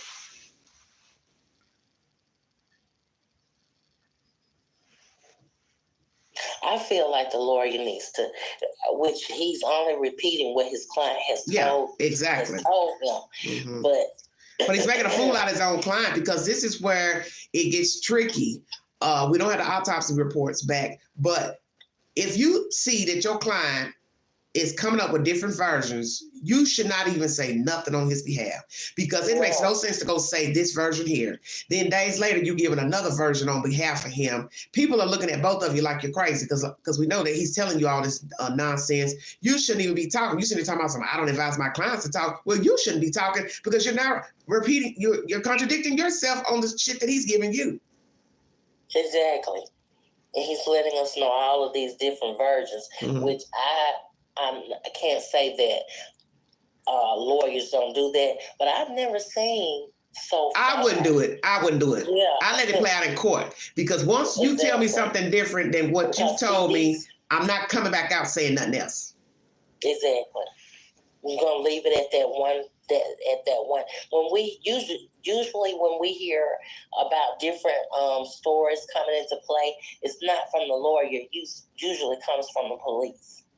That they've, changed their stories, Kung Fu, I don't know. I don't play video games, but I understand what you're saying. She's talking about streaming live where people can see other people in the room. Well, I don't know. It depends on if you set it up like that in that format or you just see their names on the screen to show you playing with somebody in America. I'm not really sure, but that's a very good question. Did they play on an app where they can see each other playing each other and hear and see other people in the background? I'm not sure, but that's a very good question. Very good question. Yeah, that is a good question. So I know that they can play with other friends within the app. Right, that's what I'm saying. Because I don't know, so I don't play. But I'm sure they got it to where you can see the people on the screen to show this is Brian, this is Mary. You understand? And you get to see, maybe you all could text or talk during the games. I'm not, I don't think about video games and through apps, but that's a very good question.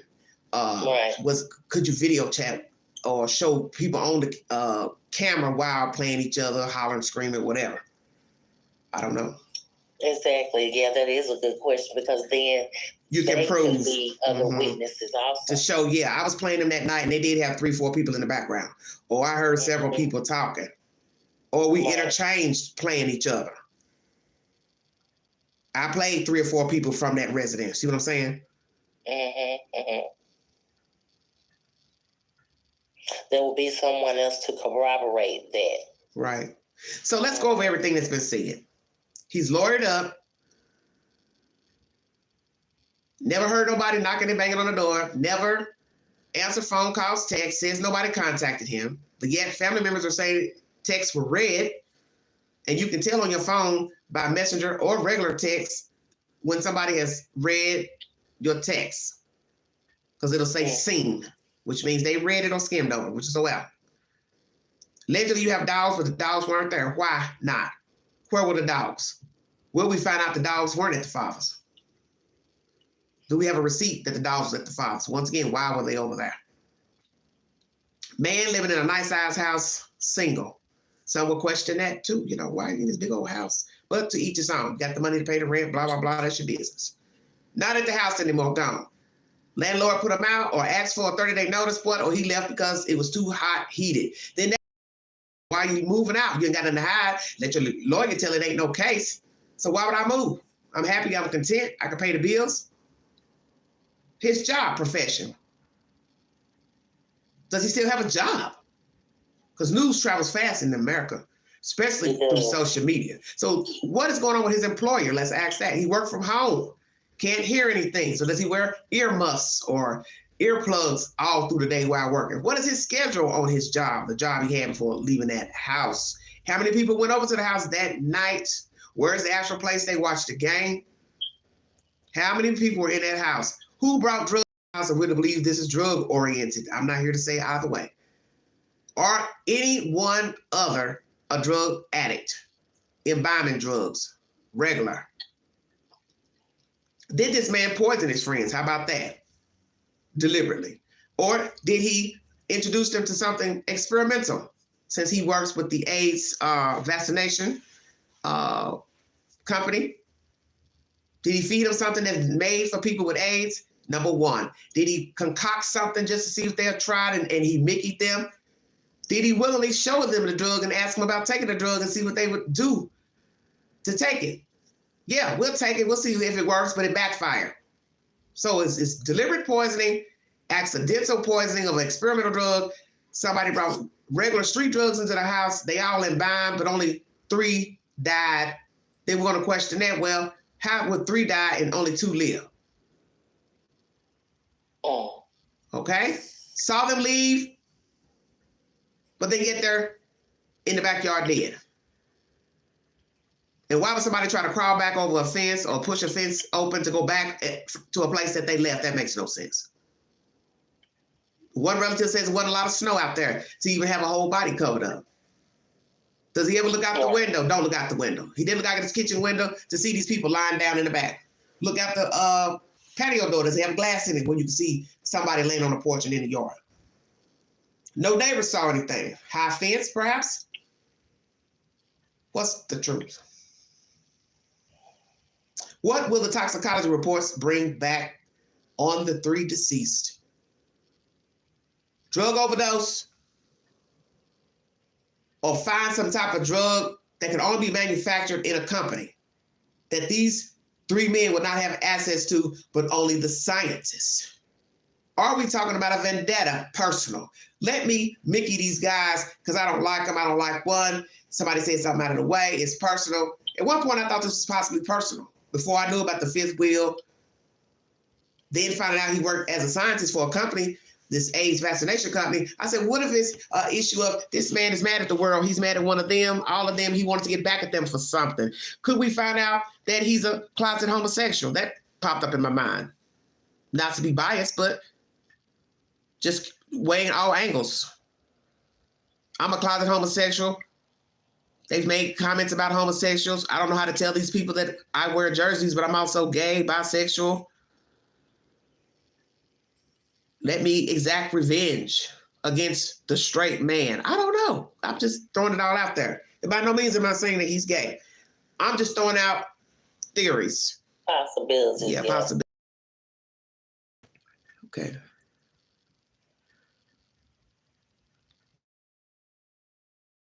Parties where there were illegal substances. I was a scaredy cat and I didn't participate. Thankfully, the law wasn't involved. Well, I don't know.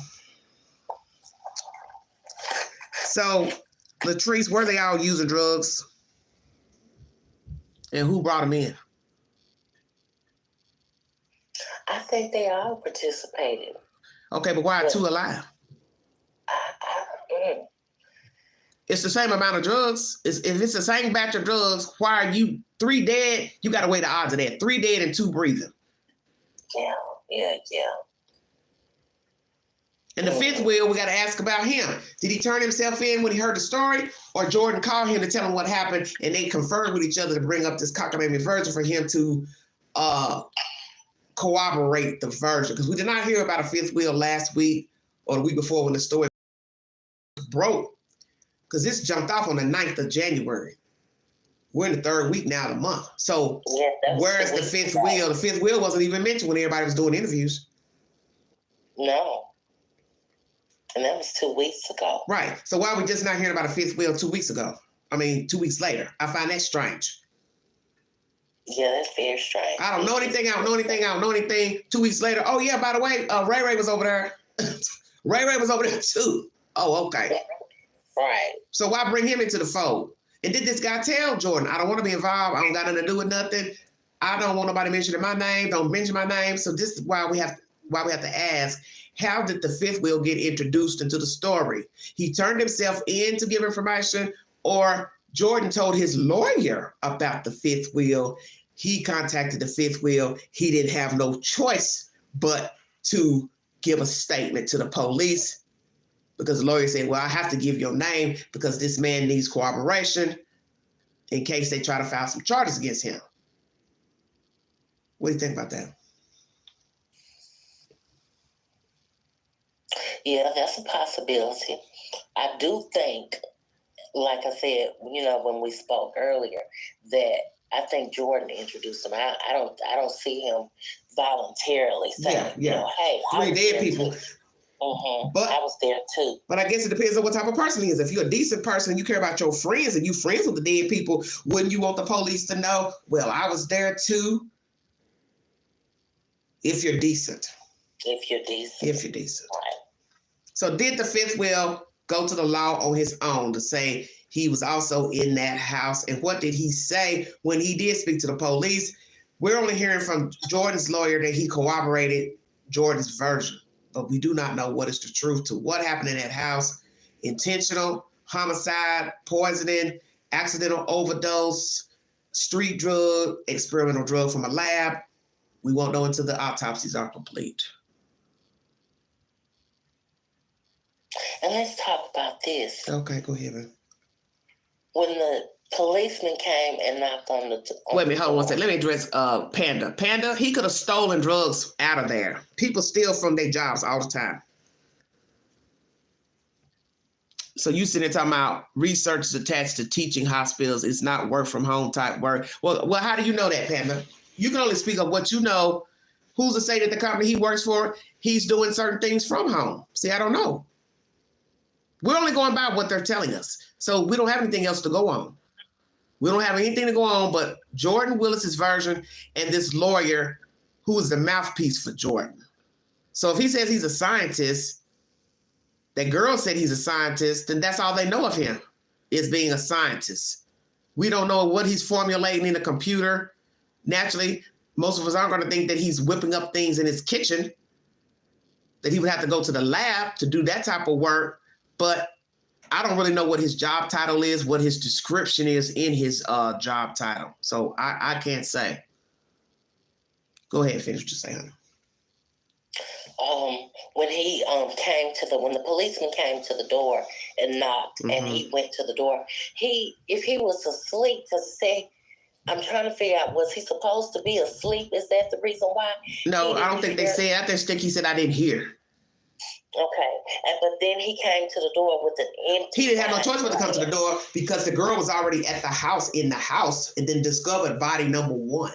Remember? They said she discovered body number 1, then the police was called. So she must have called the police. Then they showed up, and then they said that's when he opened the door, when they came and knocked. When they came and knocked, that's when he opened the door. Yeah, so I said that to say, I think he did hear her knocking. Well, he had to hear. Why would you all of a sudden open the door when the police come? Because you were looking out and you knew she was calling. She lucky that he didn't try to hurt her. Exactly. So let's ask that. Was he even lucid when she made way into the house, or was he under the influence? My understanding, he came to the door with an empty glass, I think, with either when the police came. So was he drinking day 1, day 2? He's working from home. We were asking that question in the beginning. So was he drinking? So then we have to ask that as well. You drinking on the job while you're working on a computer doing work? Exactly. So does he really have a job? Let's go there. Yeah. And why did you go to the door with an empty wine glass? Because you might have been high and doped up and drunk. And not thinking about it. For 2 days or 1 day. See, because we don't know these people and we don't know their criteria, their activities. We don't really know what these people been doing and not doing. For all we know, he may not even really have a damn job from home. May not even have a job. So we don't know. We only going by what he's told this man. Yeah, he said he worked at the AIDS. First, he said he worked at the AIDS clinic. So let's have it verified. Does this man have a job at the time the police showed up to his house? Did he work for this research corporation for AIDS vaccinations? What hours did he work? And why would he be drinking wine in the middle of the day on a weekday? If he works from home. If he works from home, right. Exactly. And with him being a scientist, because the mother seems to think that he poisoned her. He poisoned them. Yeah, one lady Now, said the that. brother didn't want to say. He wanted to wait until wait it out. Yeah, he wanted to wait it out. But the mother, she just went ahead and said it. Right. She feels that he poisoned her son and his friends. Okay. But him being a scientist, he don't have to bring anything home from the lab. Well, him being a scientist, he can make stuff up at home. Yeah. So will we find out that some of these people knew that one or more of the guys imbibed in narcotics, but they just haven't said so because they don't want to mention it just yet? Will we find out that they knew that some of these guys got high, but they don't want to say nothing as to taint, the picture of their loved ones? Right. But you still can't explain one up, now two up. Exactly. Unless some of them got high and Jordan doesn't. So you don't really know what the hell happened. We just don't know we just don't know. Right. We just don't know, but right. I don't know. I'm kind of leaning toward him because, they've been experimenting with these psychedelic drugs. Yeah. So I don't know. You talking about people in general? Yeah, people in general. Right. So could he have, concocted or came up, and wanted them to try it out? Right. I mean, you have to be a fool to do that. Yeah. Because you taking a chance even when you take prescription medicine for something that you actually need. That's number one. Number two, using street drugs is not a good idea. And definitely number three, your friend, cousin, whomever works for a lab and brings something from the lab or concoct something on his own. Hell no. Exactly. Hell no. Because the prescription drugs have been tested, on a group of people. Exactly. Before it goes to print. Right. Street drugs ain't tested on nothing. Just somebody willing for somebody to say, here, try this, tell me what you think. That ain't good enough. Now it's worse because you now have two extra parties tag teaming. Exactly. See, that's the kick. That's the kicker right there. Yeah. You thrown a loop at us because you added this extra person. Now we have 3 deceased and 2 alive. Yeah. Yeah. Donna, the girlfriend broke in through the basement. What's going to be jacked up are the keys, phones left behind, not on the victims. Anything that shows they were drugged out, they didn't go out on their own. You didn't call 911. You did know they were back there. Whether it's a given drug or somebody brought a drug and they passed it around. If they find the phones, people are saying they did have phones in the house. So relatives are saying the text messages were read. That's going to give a time and scene. When you make a call or text, it's got a time on it. When you view the text, it's got a time on it. If the autopsy says, I believe these 3 died at this time right here, they're going to match that towards the text messages seen and read. Mm-hmm. So if they coincided with time of death, how are you going to explain that? That the people were looking at their phones near and around the time they passed out in the backyard.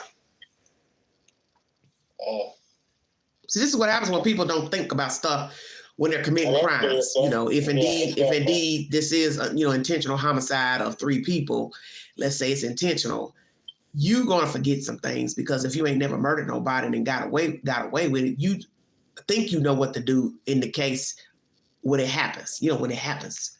But people get caught because they're not career murderers. Right.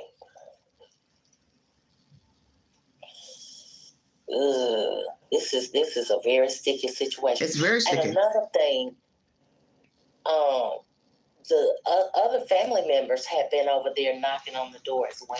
Exactly. Yeah. And you still didn't open it.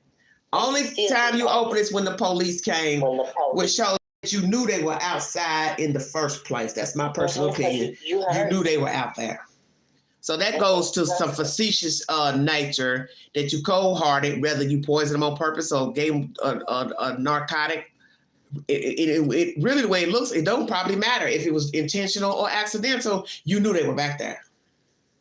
Exactly, because I just find it hard to believe that this man was in his house for 2 days and he did not leave at all. But he did, remember, because he's switching it up. Sporadically, he left. Now he didn't leave. Well, which is it? He didn't leave. Yeah, now he's saying he didn't leave at all. He was in the house for 2 days. Oh, because he worked from home, so we got to throw that in there now. So see, this is how I look at it. When versions change, I've said this 1,000 times, especially when I talk about certain cases here in East Tennessee that we all know about.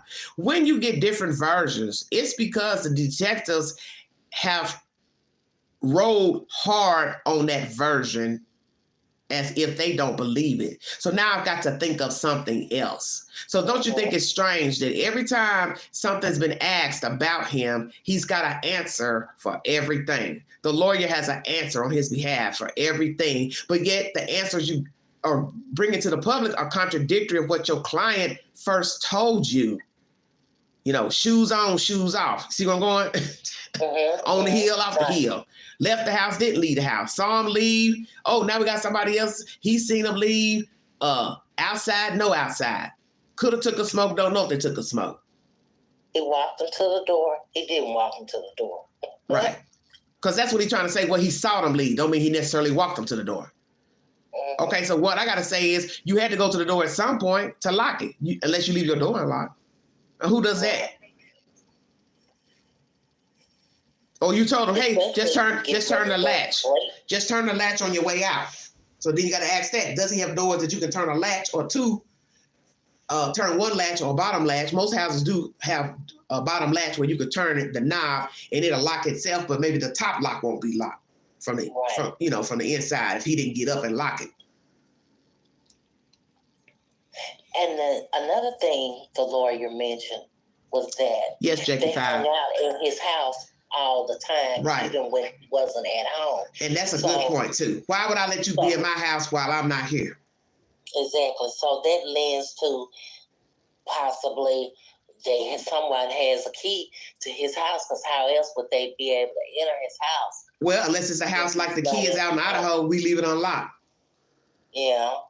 And why would I do that with my valuables in there? But people do. So I can't say that people don't, but people do leave their doors unlocked. You hear all the time people say, just go on in the house, it's unlocked. That's a dangerous thing to leave your doors unlocked. It is. So let's ask that question. Jordan, do you leave your door unlocked? Were you leaving your doors unlocked for your friends to show up? Are we supposed to believe that also? Because it looks like to me, as Jakey5 is saying in the chat, you're just giving us versions according to the narrative. You're spinning a narrative, but you're spinning it 5-6 different ways, because I think the police have been debunking certain things that you have said. You've got that feeling they don't believe you. So then you have to change it up and mention something else, because you're all over the place now with watching them leave, but then somebody else is there. He corroborates that these people left, but then yet somehow they've made it back to the backyard when we know that if they locked the door, they couldn't have got in through the front door. So then that leaves the gate, the wooden gate. It don't look like you can get in from the wooden gate. So who's getting ready to climb back over and I just left out? Unless I left something and I knocked on the door and you didn't come back and answer. That still wouldn't explain 2 other people being on the ground. Right. Still make no sense. It doesn't make any sense at all. And are the police? Very good point. Hold on one second, baby.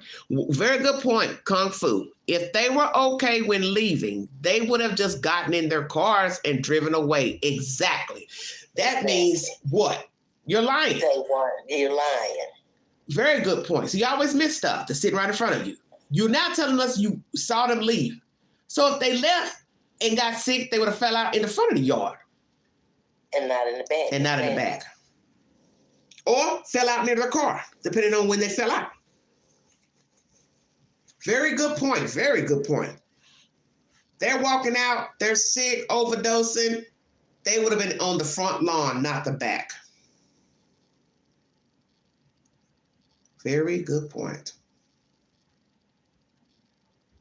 So what is the truth? Did this man poison his friends by a drug, street drug, or a manufactured drug? Or concocted drug? Did he poison them through food or drinks? I don't know. Or they brought drugs there, or he had drugs there. Will we find out all of them used drugs? I don't know. Because why are they hanging out at his house when he's not at home? We're not talking about 22, 23-year-olds. Well, everybody We're work. talking about But people work different. People But you know, you got, it's the one thing we've learned about true crime stories and just people in general. What you would do, I wouldn't do. As I said, you have some people whose houses are revolving doors. They don't ever lock their doors. I know people like that. You can go to their house at midnight, the door is unlocked. Oh. Because they keep traffic all the time. Or they got somebody staying there that they don't want to give a key to. Which that's dumb. Ain't no need to let nobody stay up in your house windily and they ain't got no damn key, because a person deserves to have a right to come and go as they see fit. But if you don't really trust them, then you don't let them have a key. You just open and closing doors for them. But that's going to get old too. But there are people who live like that. So I said, what about the other man who had been there? Well, Jakey, we've been asking all those questions during this live stream. We don't know who he is. We don't know why he was introduced. We don't know why he wasn't introduced a week ago when the story got to, when the lawyer started speaking on behalf of Jordan, because this is a 3-week-old story almost. So we don't understand nothing that's going on. Why he's just not being introduced. Because when you go back to watch earlier content of when the story broke, going into the second week of January, you don't hear any relatives talking about mystery number 5. But let the lawyer tell it, he's not a mystery person. He knows all the people in the house. But that's the point. Just because he knows them, that don't mean the other friends, relatives knew him. Right. So now we have to wait to see what the family and friends have to say about this alleged mystery man that is not a mystery. Do they know him? What do they know about him? Does he have a criminal record, criminal background? Is he a known user of drugs? What is his relationship to Jordan? What is his relationship to the other men who passed away? Were they good friends with him? Is he a dope dealer? For all we know, he might be somebody that sells drugs. He might have been the person who was actually there that brought the drugs. I don't know. I don't even know if this is an issue about drugs, because I don't want to say anything disrespectful, considering I don't know what happened in that house. I don't know what happened outside. I don't know if this was intentional homicide. Somebody was inside and passed out. I don't know. We know it ain't carbon monoxide because they would have died inside. And they all would have died. All would have died, exactly. You also take your wallet and phone with you, even if you're just having a smoke outside. Well, not necessarily, Kung Fu. If you trust your friends and stuff, I don't see you carrying your purse. Only person I can see carrying a purse outside, let's say it was women, would be a woman who's visiting people she don't know nothing about. So then she would take her purse outside. Like me, I'm going to carry a crossover bag. So if I'm visiting your house, especially a stranger, the crossover bag will probably stay on my person. The purse would only come off if I'm in a house where I trust people. Right. But you still have to be careful in doing that, because if people have company, have people running in and out of their house, you can't trust to leave a wallet, key, or a purse where anybody can just pick it up and leave or go through it. Somebody said men don't leave their wallets on a table like women do a purse, right? But men don't leave their wallets around, right? And that's what I was going to say. That's the only thing I can see that would be on the person. a man is his wallet. Because a man has no reason to take the wallet out. Now, your keys, I can see you taking the keys out, the phone out, sitting it on the couch, whatever, wherever you're sitting. But you have to know each person's demeanor to say what he would and would not do. Wallets, I don't see leaving that out. That would make no sense. So let's ask that question. When the three men were found, what was on their purses? Did all men have their keys, wallet, phones on them? Number one. Were any of those items found inside of the house, hidden, discarded? The family members say that their text messages were read. So this means they were read pertaining to where are you? Answer the phone. What's going on? So could it be they passed out inside? He's looking at their text messages. That means that would have to be going into the next day. So now you got to ask yourself, when were the people, I bet y'all ain't ready for this, when were they actually put outside if they were taken outside? Hello? Exactly. Because she didn't get there to the 9th. This party went on the 7th, probably going into the 8th. So he's had time to look in phones, do this and that. So let's ask this question. Is there anything missing from the victim, such as money, debit cards, anybody go into any bank accounts, transfer any funds, Bitcoin, stocks? Was this a matter of scamming the guys? See, we don't really know anything. How long is it normal for results on toxicology? Well, it depends. You got 3 people. You got to worry about the lab itself, where they're sending the toxicology is going to go to a lab, I would assume. Then the autopsy is going to be done by their medical examiner in their city or a neighboring county jurisdiction, depends. Sometimes, let's be truthful, with all the people that's died famous, it took a while. It took maybe, some of them took what, 2 months, 3 months before results came back on the toxicology. The autopsy will come back quicker than the toxicology. Because the toxicology, you want to make sure you're testing fingernails, hair, yeah, all that. Because the hair is definitely going to show signs of drug usage. So depending on the lab they sent the information to, how backed up the lab is, if the police put a rush on it, ask them, the state's attorney, hey, we need to put a rush on these 3 individuals' toxicology reports. See, it just depends on where they sent the information. Somebody said probably at least a month. Yeah, now imagine everybody talking, gossiping. You got to wait a month or more for the results. But the autopsy should still render something that would mirror the toxicology. You think so? Like what's in their stomach? What did they eat? Alcohol levels. Can we get an alcohol level? That's another thing. Drugs and alcohol don't mix. So see, there's a lot of things in this case to be weighed. What's the alcohol level of the men that were found? Were they legally drunk? Will the autopsy show drug usage, some type of drugs, blood work? So is it, or that's all gonna be in the toxicology? Somebody said it was cold out. That would make it more difficult to determine. To determine what, honey? Well, one thing I can say about the cold, it preserves the body better than heat. Yeah, exactly. Yeah, the cold preserves better. Because it's not like they were in water. The evidence can get washed off in water, but not the cold. Because basically it's just like a freezer.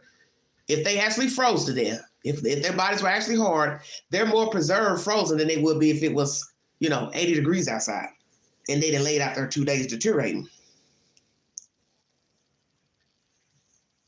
Lord have mercy. What say you, Latrice? Where is this case going? Are we going to learn anything else new about the friendships? Because I think it's time now for that to be weighed. We need to know more about what type of friendships these guys actually had. Did they have any personal problems with one another? Did they all use drugs or narcotics? Was anybody in the group, were there any guys in the group that were active drug users at the time of death? Or dealers. Drug usage or dealing. You notice that his lawyer said that the fifth guy was very known by the police. So what does that mean? She said, I didn't realize that the bodies being very cold would affect blood results. Well, naturally they're going to put them in a thaw out situation. I don't know how they do that, but naturally they thaw the bodies out and then they do their autopsy. So I've just heard from detectives over the years watching true crime that it was better than being frozen than in the heat or water. I mean, I can stand corrected, but I would assume you can learn you would prefer them frozen, I guess. You know what I'm saying? Yeah. Than being in rigor mortis and starting to deteriorate, especially when you're on the outside, because anything can get blowed off with the outside, like a hair, a piece of lint, cross contamination, cross transference of fibers. Frozen is frozen. Exactly. So you could probably, there's no telling what. If we don't even know what was done, such as they were drugged out, your bathrobe may have been rubbing up against the guy to bring him outside, to bring them all three out. Yeah. See, we don't know. Them being frozen, that fabric is now frozen.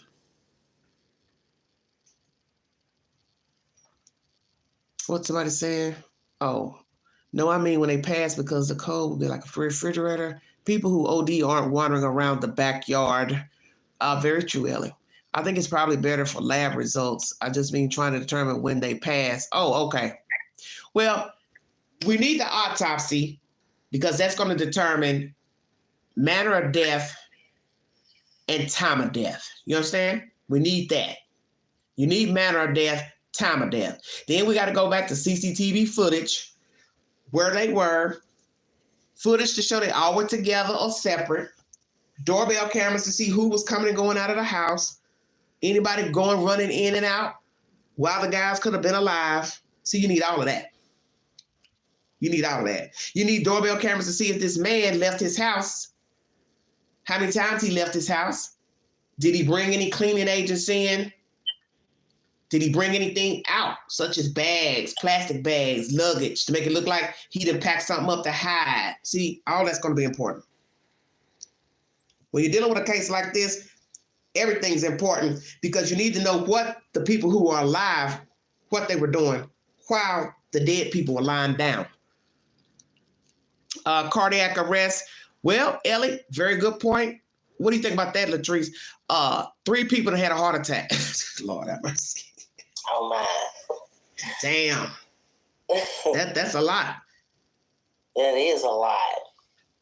3 overdose and 3 had a heart attack or stroke. Ooh. Or aneurysm. That's a lot for it to happen to all 3. Could be. So let's go there. Aneurysm, stroke, heart attack. But what caused? Or asphyxiation. Because depending on if it's manufactured from a lab, they could have suffocated to death. Right. Very interesting. Yeah. You all have some very good commentary, I must admit. Everybody's bringing something to the table in this chat that we have not thought about. And that's the whole point of a story. When you don't know anything, you can weigh it 1,000 different ways of what you think happened and what somebody did. But see, the things that we are chopping up during this live stream is what a suspect doesn't think of if this is nefarious business. They're not thinking about time of death, what somebody ate, blood work, fibers, CCTV footage, coming and going. If everybody was in the same place earlier in the night, who came in and out of the house, what I took out the house. See, they don't think about stuff like that. Did he go in any of their cars? How about that?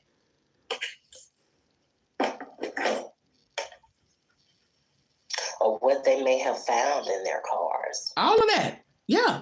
Because all that's important when you're dealing with dead people.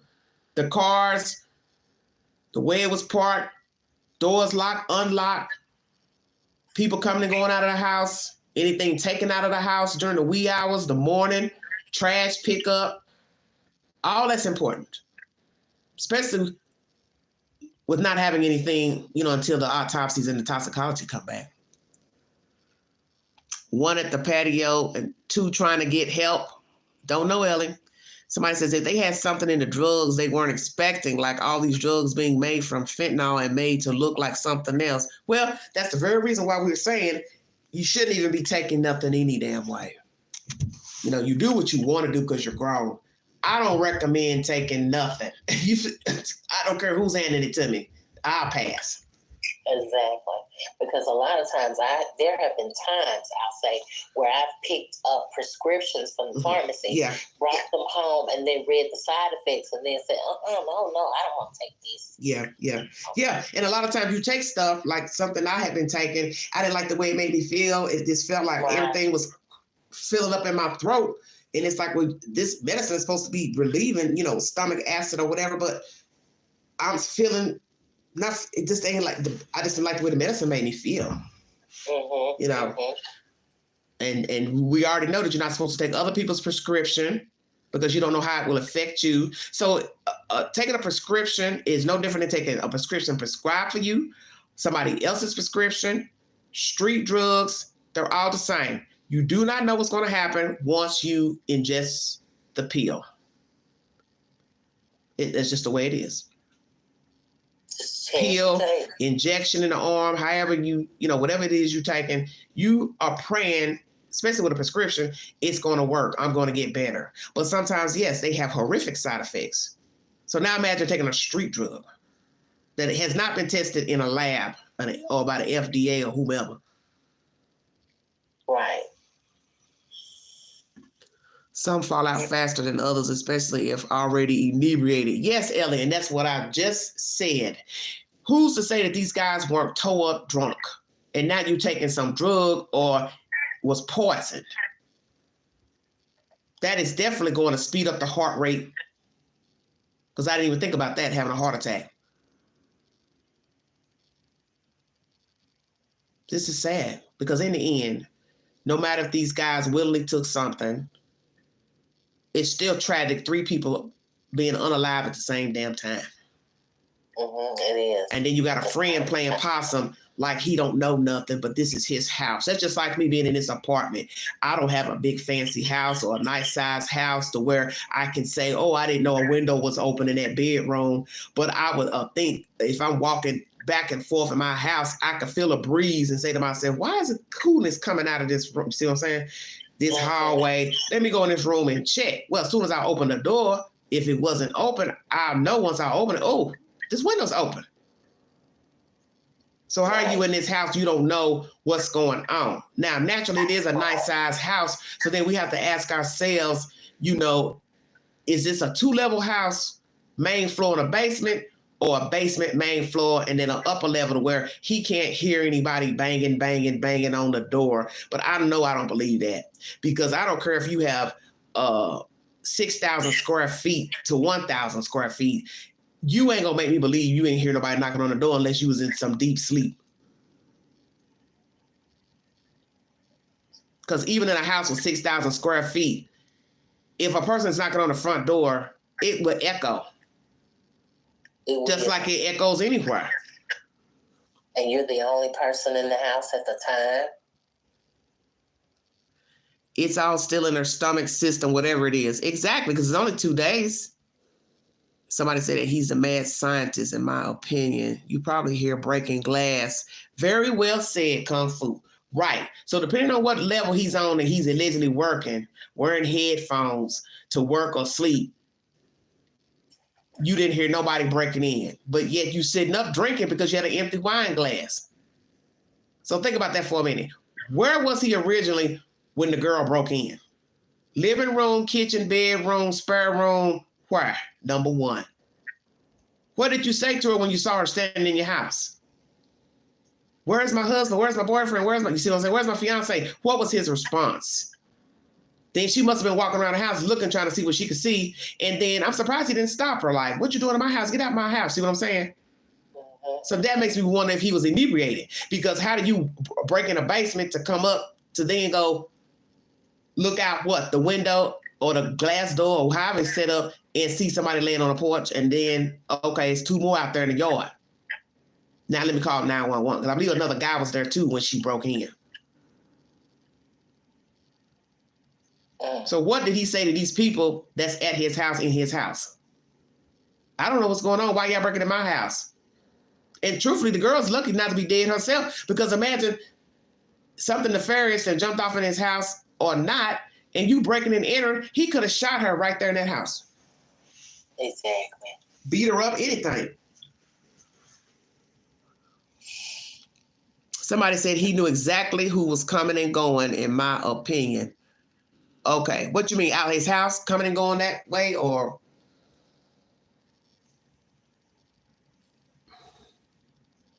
I don't believe he's telling the truth about the people calling and the people knocking on the door. I just want to know what he said when he realized and saw her in his house. That's what I want to hear.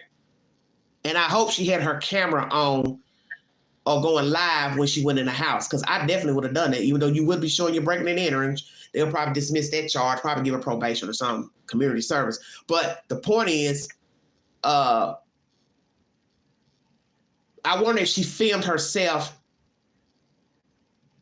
breaking and entering, and or when she found one of the bodies.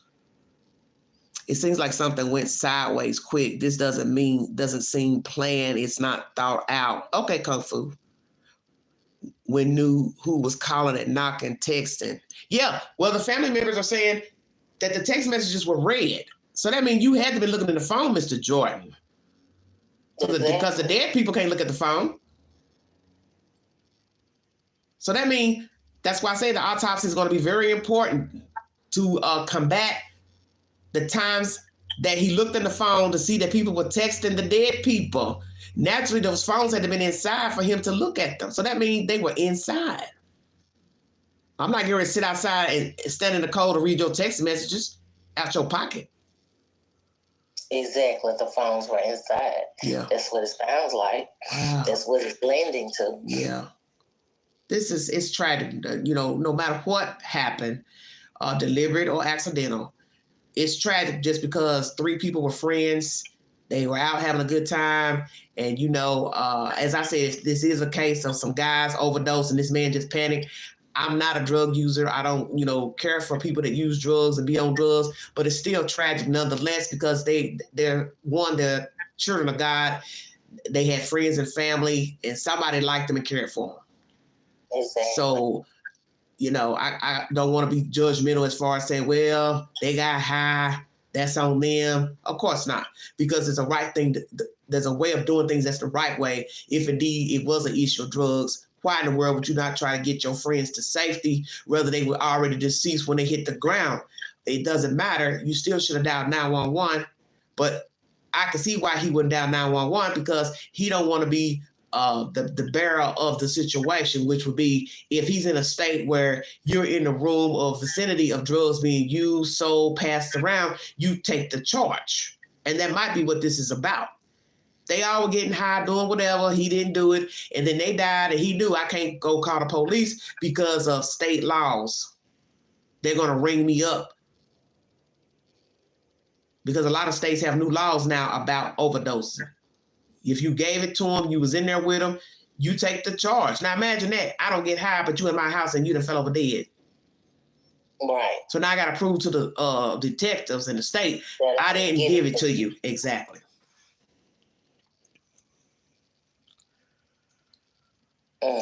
I haven't seen any evidence of broken glass. That window in the front with the screen off is not broken. Yeah, I understand. So he's moved. Is he still in the same town, state? I don't know, Donna. We haven't got any information on his whereabouts. I have no idea where he is. But I do find that strange, too. You just up and move. See, everything about the story is suspicious. People calling, knocking, banging, breaking and entering. You walking around with a wine glass in the middle of the day, but you're supposed to be working. Cars outside, but it's no big deal. People coming and going, spend the night, come over when I ain't here, stay in my house, I ain't here, dogs gone. It's just an answer for everything. And usually when people got an answer, quid pro quo, it's usually because they're probably lying. Right. Because he's backtracking himself and contradicting himself, which shows me you have knowledge of something nefarious that went on in that house, which is obvious, 3 dead men. because your stories wouldn't keep changing. Right. Somebody said it would be very difficult to get research jobs. Federal funding doesn't play.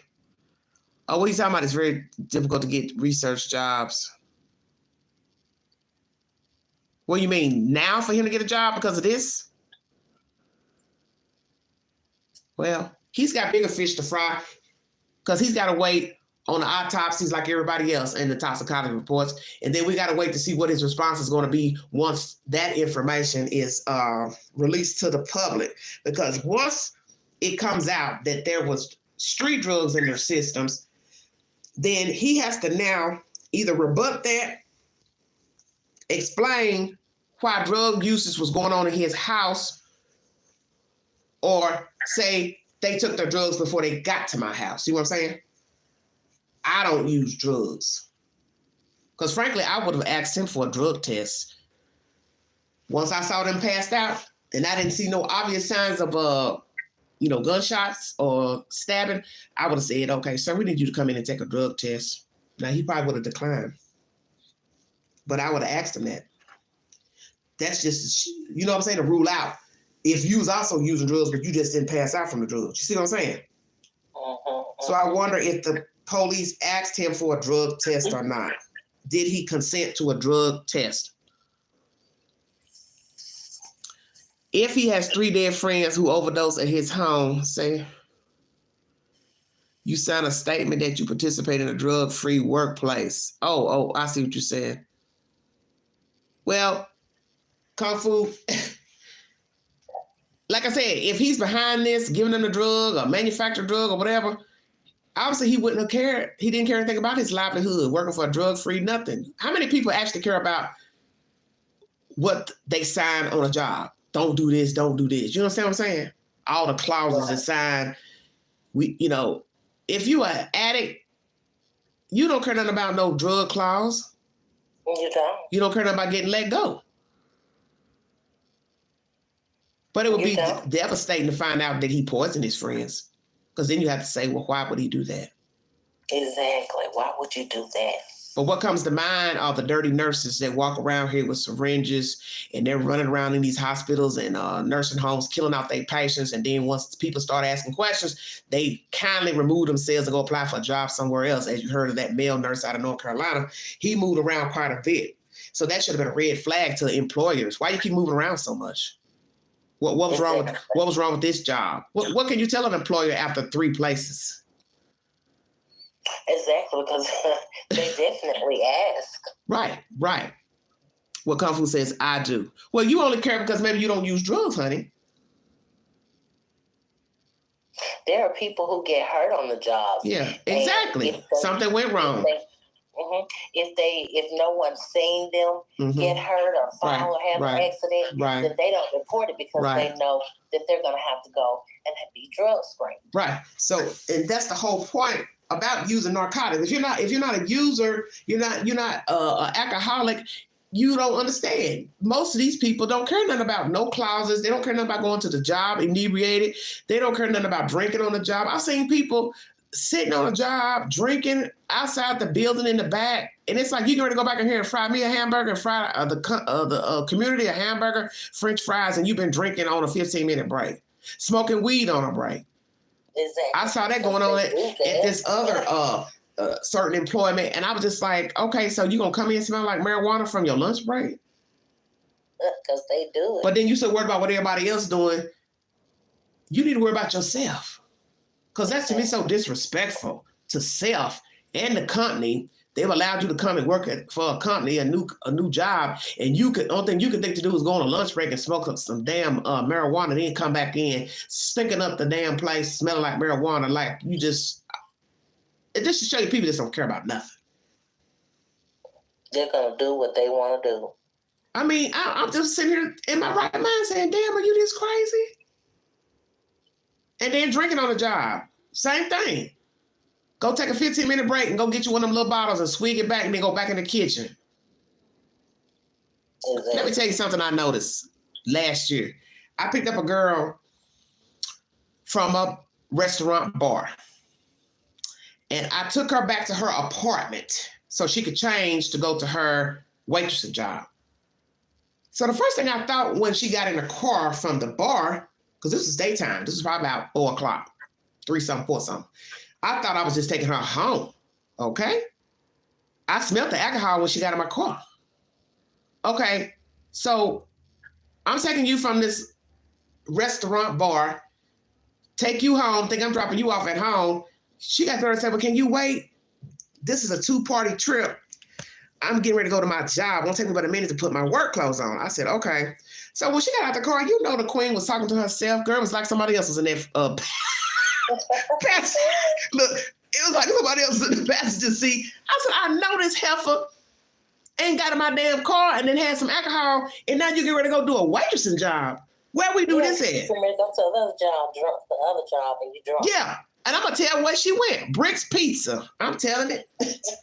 I'm sure telling it. Not the one by West Town, but the one farther down. The one that's farther west off of Kingston Pike.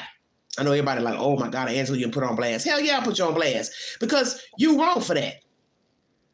You wrong for that.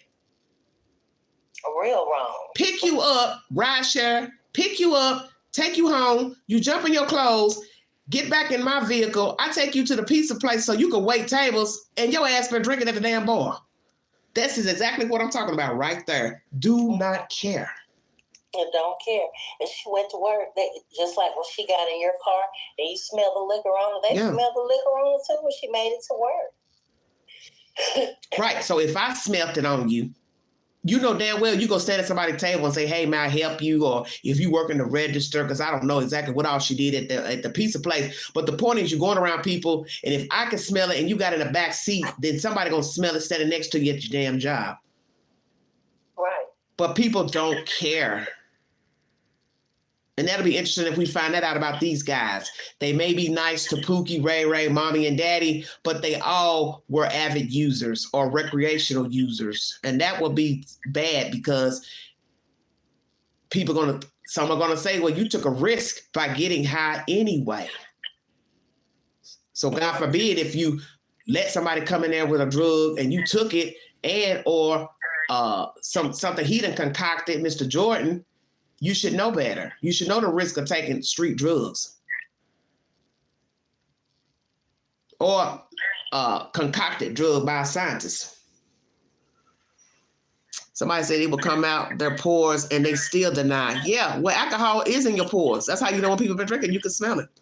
Somebody said, this is just crazy. Who has 3 dead bodies in their yard and doesn't know a single thing about those bodies being there? I mean, come on now. Yeah, and that's what a lot of people are saying, including the family and friends. And another thing, I can't even think of what I was going to say. Just him acting like oblivious, of course. And then saying, the lawyer saying, he's just as eager to get the results from the toxicology and the autopsies. Really? Right. Well, that's the role he has to play in order to carry out the rules. I didn't know anything. Oh, yes, I'm eager to find out just as well. When we know he probably already knows because he's been ignoring phone calls and people banging on the door. So we got several people probably banging on the door. Text messages he's read from dead men phones. God forbid any of them were robbed. Anything was taken off their persons. That's what I'm waiting to hear next. That somebody got debit card fraud. Somebody got some money missing off their card. Somebody made a transaction between the 8th and the 9th. Now imagine if we find that out. That the guys got money missing from their bank account, money missing out their pocket. So did the guys have money in their wallets, number one? Will we find out that somebody used their debit cards, Cash App cards, pay cards? Any jewelry missing? Drug outside, or they passed out outside? If they were drug outside, are we now talking about one person took them out, or this mystery number 5 took them out with Jordan? It's a lot of questions. Somebody says, I think he was on a 2-3 day bender. Ellie, that's exactly what I was thinking. When they said he came to the door, I think with the cops, with the wine glass empty, I said, this ain't nobody that hold down no damn job unless he's a functioning addict. You see what I'm saying? Right. And there ain't nothing wrong with having alcohol during the day. Let me make that clear. Because everybody composes themselves differently. But if you're working as a scientist, I would assume your job to you should be more important than drinking during the day. You drink when you clock off that computer. You want to start at 5:02, then you start at 5:02. But before then, you shouldn't be sipping wine, smoking weed, fentanyl, whatever. Okay? So that's why I brought you all the information that somebody said on Facebook that he is known to imbibe illicit drugs, Mr. Jordan. I do not know if that's true. That's an allegation. Let me make sure I say that. Allegedly. Somebody put that on Facebook. Don't know who the person is, where they got the information from. And I'm not here to say he used either, but I find it strange that 3 people are no longer alive, passed out. It is not suspected to be foul play. We have not heard of monoxide poisoning, carbon monoxide poisoning. So what do we have here? You got your background on, baby. Latrice. Oh. That's okay. I'm going to get off of here because I'm at 2:39. Sum it all up, Latrice, and I'm going to head out of here. We're going to have to wait on the toxicology results to come back. So what's your theory so far? For one, I think the reason why he moved out is because to keep media from coming to his house, questioning, asking questions. Okay. Somebody say he allegedly deleted his social media accounts too. Yeah, I can see him doing that. That's usually what you do when your ass and got you feel guilty or you've done something guilty. Go ahead, Trace. Right. We're gonna have to wait on those toxicology results to come back because something happened. Okay. And I just don't believe, like the other person said in the chat, that he was totally oblivious to the fact that though his friends were outside, dead in his backyard. Okay. Because we all look out our windows. Right. You hear things going outside. It's only natural. You're gonna look out the window. Right.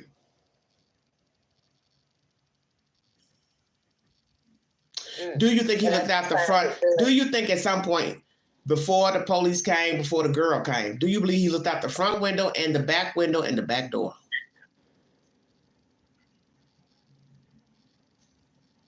I think I want to say I believed he looked out of all of them because he was trying to figure out what to do. Okay. What to do next. So do you think he fell asleep and at some point woke up and then discovered the bodies and panicked?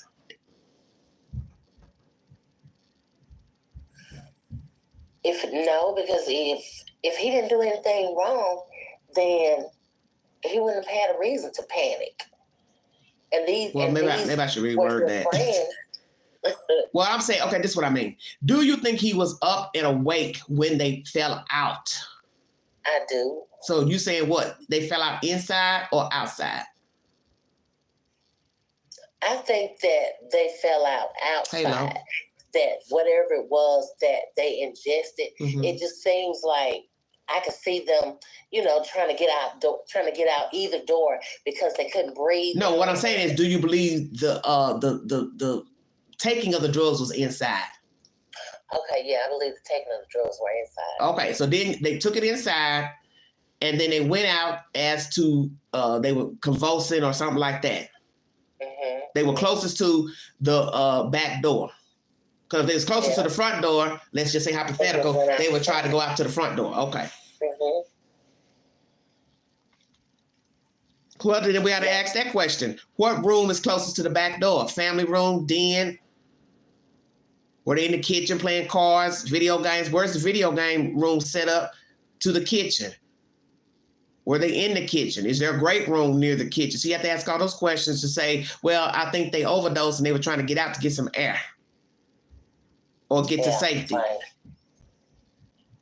Ellie says he knows what happened. Okay. Ellie also says poisoning. Ellie's so funny. And another thing, I want to know because the lady who broke into his house, that was her fiance that he found on the back porch. So I want to know, and she had to have gotten, in order to get to his back porch to find her man out there on the back porch.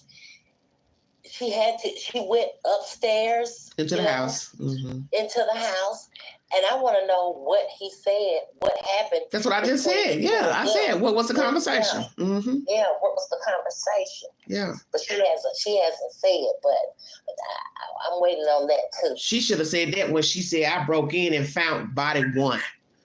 Mm-hmm. I would have said, this is what I said to him. This was his response. But she wasn't there alone because a guy went there too.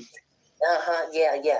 If she had been there alone, then I don't think it would have been good for her.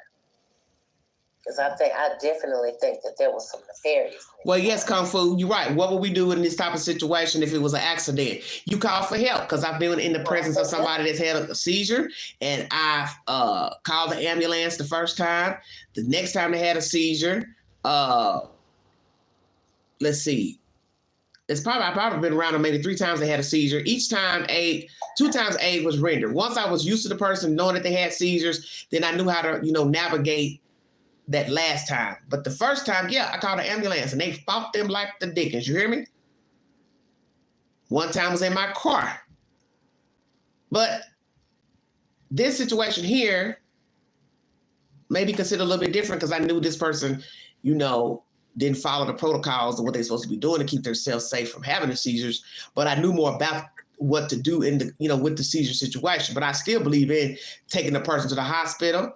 Now, naturally, you can ask a person, hey, I want to take you to the doctor. And then they be like, well, no, don't take me. Just, sit here for a minute, park the car while I come, while I come down and everything. Okay. But in this situation of being in my house, I see people laying in the floor, lying down on the back porch. However, hell yeah, I'm calling 911. I'm calling 911. I'm not going to sit here and try to figure out nothing. I'm not going to touch nothing.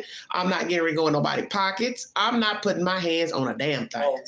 Nothing except for my phone and all the cops. And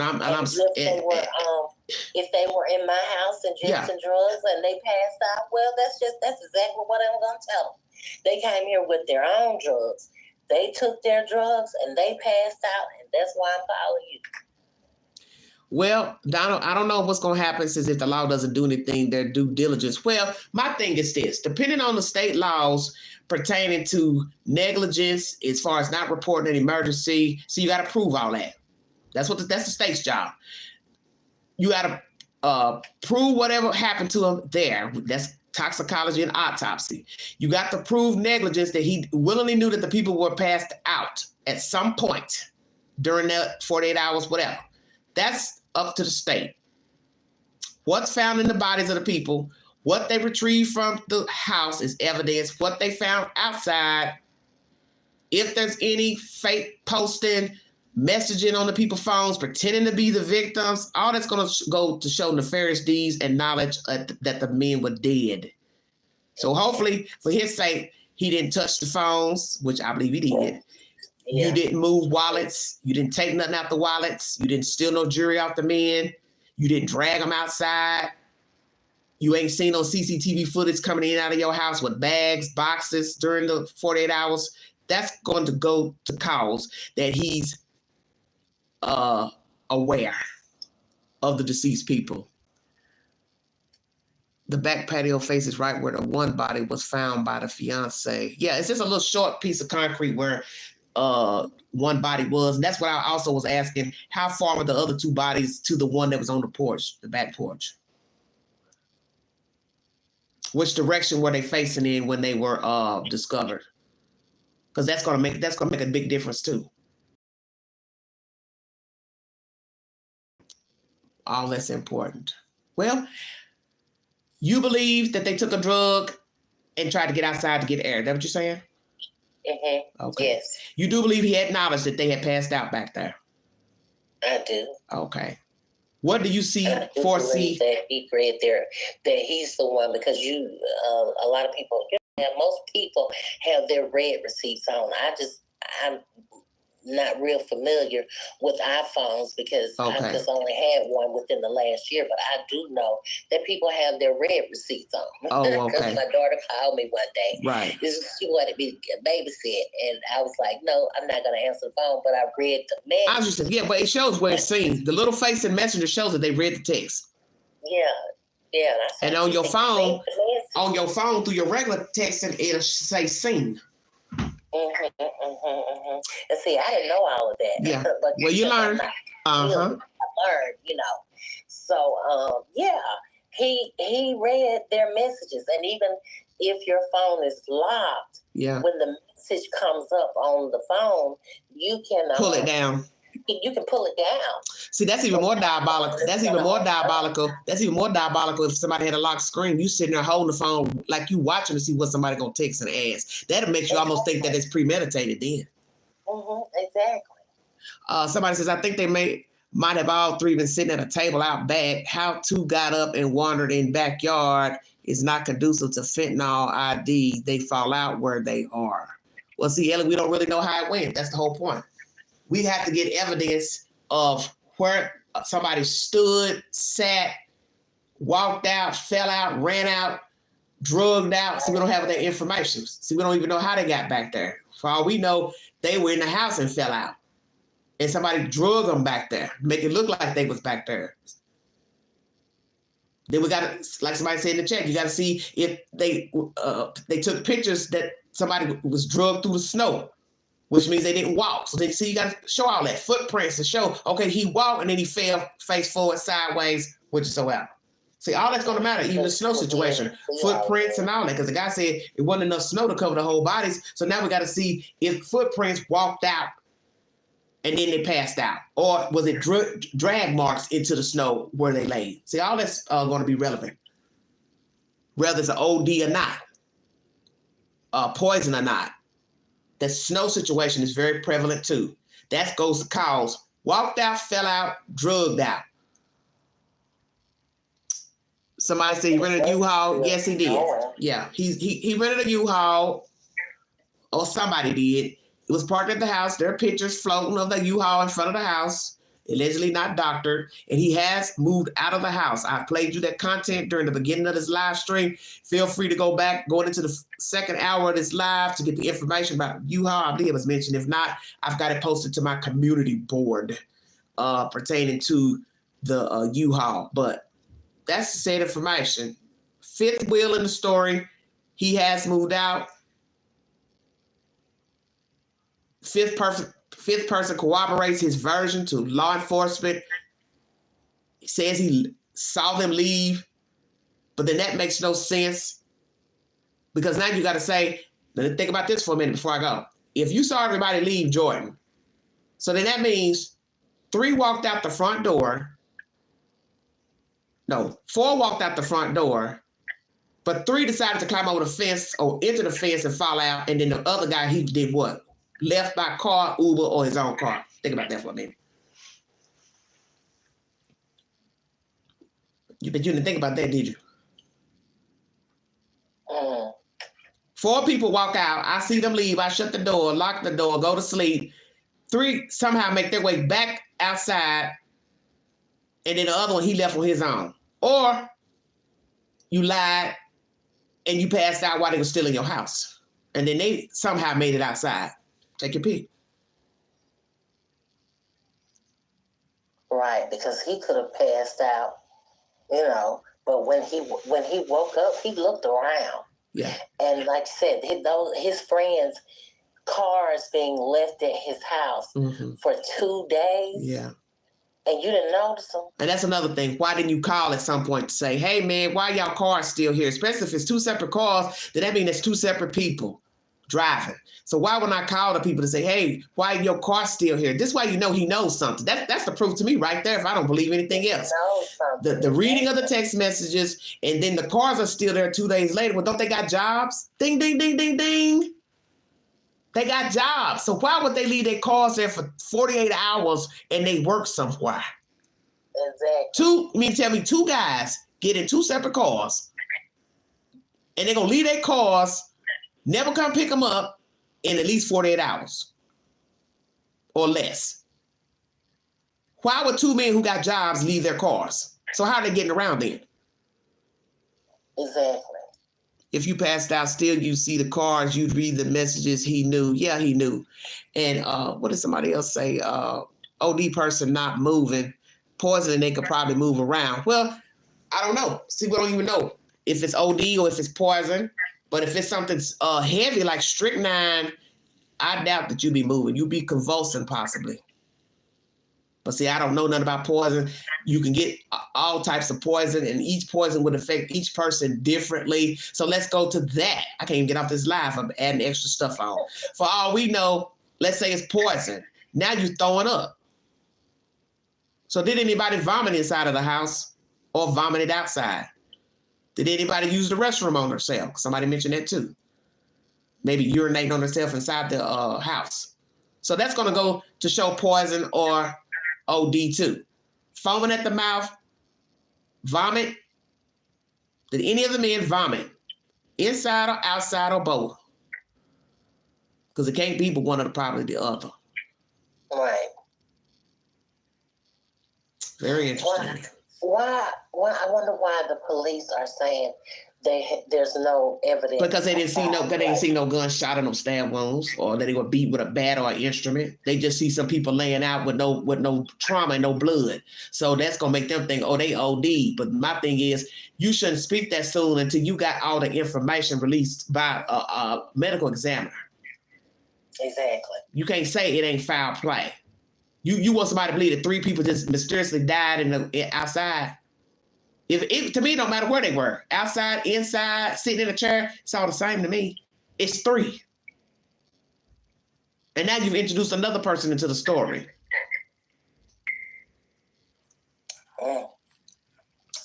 Well, alcohol intoxication, I have not heard that from anybody, but I would just assume that on my own, that they were drinking. So naturally, you can't mix alcohol and street drugs or concocted drugs, manufactured drugs. Everybody knows it's not a good idea to drink and also imbibe any type of narcotic or prescriptions. So that's why I asked the question, are these regular users, 1 or 2 were using and they turned somebody else on that night? Or is this poison by Mr. Jordan? Is this a vendetta against the guys? I don't know.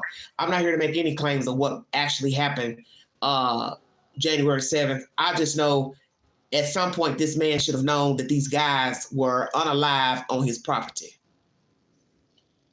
Thank you so much, honey.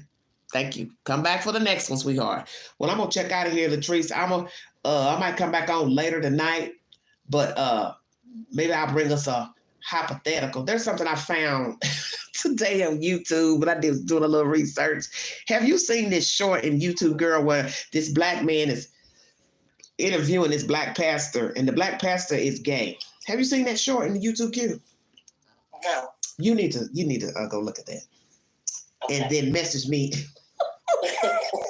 and tell me what you think. Because this one dude, he didn't play most of the interview because the guy walks out on the host because he felt like he was being rude.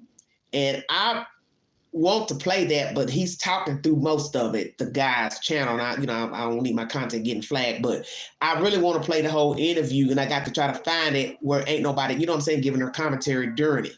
But it's very interesting. It's condescending. I thought about doing that for a topic later. How do you all feel about a gay man being a pastor?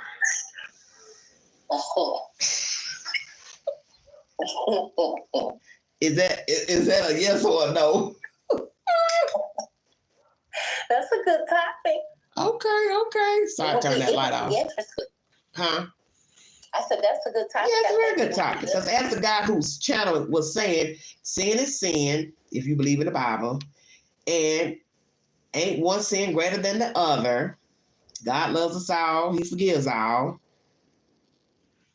It's your opinion. But I'm gonna leave on this note something my pastor said during a sermon a few years ago.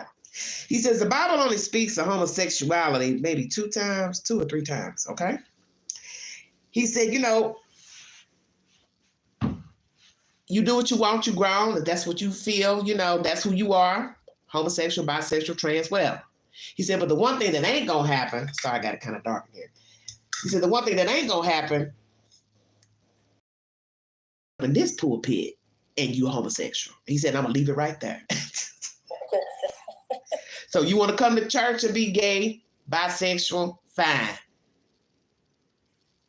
That's your lifestyle, fine. He said, but what you're not gonna do is come up in here wanting to preach. So I guess he was giving his opinion pertaining to a pastor being gay or not. Right. It ain't gonna go on here. Maybe it'll go over there on 15th Street, but not over here. Ellie said, oh, Lord. You're welcome, baby. So I'm going to ask you this before we leave. Do you believe in a pastor being homosexual and preaching in the pulpit and ministering the word? I absolutely do not. Okay. Even though we all sin for, because there are preachers like the boy said on his channel, the guy said on his channel, all type of people sin, pastors sin, fornicate, adultery, you know, probably fraud, lie, steal. So what's the difference? Just asking. Or you want to save it for later? I'm gonna think about this and save it for later. Look, go get you some go get you some coffee on that note. Thank you so much for joining me, Latrice. Where to find it? Go to YouTube Q. It's in the shorts, and then you can Google it too. Other people got videos about it. Okay. Thank you, Latrice. You're welcome. Okay, Bye-bye. Bye, baby. All right, that's one of our chat members giving her opinion on this two-part live pertaining to Scott Peterson. He's being represented by the Innocence Project of Los Angeles. They believe they have evidence to exonerate Mr. Scott Peterson. So we will wait to see the information when it's time to go to trial. Will he get a fair trial? Will he get the same verdict? What is new information? Will they be testing old evidence from the previous case? He was found guilty, first degree of murdering the wife, second degree of the baby, Connor, a boy child. And I will dissect that at a later date. But feel free to go back to the beginning of this live. Hour 1, we discussed Scott Peterson. And then hour 2 is pertaining to the Kansas City 3 who were found deceased in the backyard of their friend. Do not know the circumstances of what happened, but a number 5 person has been introduced into the case. And there is also information that he has moved out of that said house where he was living and where those 3 men were found unalive. Is this a vendetta against these men? Did he poison the men? Did he make a makeshift type of drug? Did he offer them street drugs? We now learn that 2 people are alive. So did they not take the drug if indeed there was drug passing around? Are we talking about men who all use narcotics avidly or recreationally? What's the truth? Taken out or they passed out there? Overdose or deliberate poisoning by Mr. Jordan or his company, the mystery man. Lawyer says he's no mystery. They all know each other. What will the family have to say now about the mystery man, their knowledge of the mystery man, anything nefarious or negative criminal record background of this mystery person that's not a mystery? And the fact that the lawyer keeps talking on behalf of a person that keeps changing the narrative, I think it's time, sir, that you quit speaking on behalf of Mr. Jordan, because you're making a fool out of yourself, one, as an attorney, and your client is making a fool out of himself to keep giving you different versions, and you stupidly bring that information to the public, such as Banfield. You should know Banfield gonna wear you down anyway. And she did ask the right questions. Will he give a public interview to Banfield or any other network? We will see. Will the mystery number 5 give an interview, release his name to the public, and let everybody know what happened in that house? Now, the lawyer says he cannot release his name because he is not his client, which is the right thing to do. Ask not to get sued. But somebody's going to put his name out there eventually, and that's the spoken word. Mr. Jordan, are you still in the Kansas City metro area? 1, why did you move? Did you get evicted by your landlord, or you left on your own because of the scrutiny of this case? Have you been truthful about the information and the transpiring events of January 7th through the 8th through the 9th? Will we find out that he sat in that house the entire time, reading phones, going through personal effects of the dead men, watching people bang on the door, leave, and he did nothing? And then we have to ask, if he did nothing, some people believe he didn't, why? Because if it's an accidental overdose, why not just call 911 to say, I have 3 friends here who are unalive. I don't know what happened, or I do know what happened. Could you please send someone. Thank you for joining me, everybody. God bless you. Prayers to the families. When I get more information update, I will bring you the said information. Please check my community board for said polls on Rex Heuermann and this case here, and Scott Peterson. Take the polls, be counted.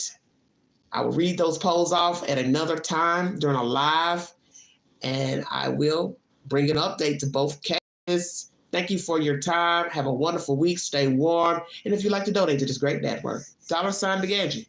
129 Cash App. Stickers and chats are always welcome during the live streams. And thank you, Miss Ellie Kung Fu, for commenting during this stream, and Miss Latrice as my guest. She's given her commentary on both subject matters. And please check out my extensive library of 2,000 plus videos. I have a lot of videos on breaking news, hypothetical situations, entertainment. Please check out my library. Thank you so much. Thank you so much. You all have a wonderful evening. You have been listening to the Vault XL.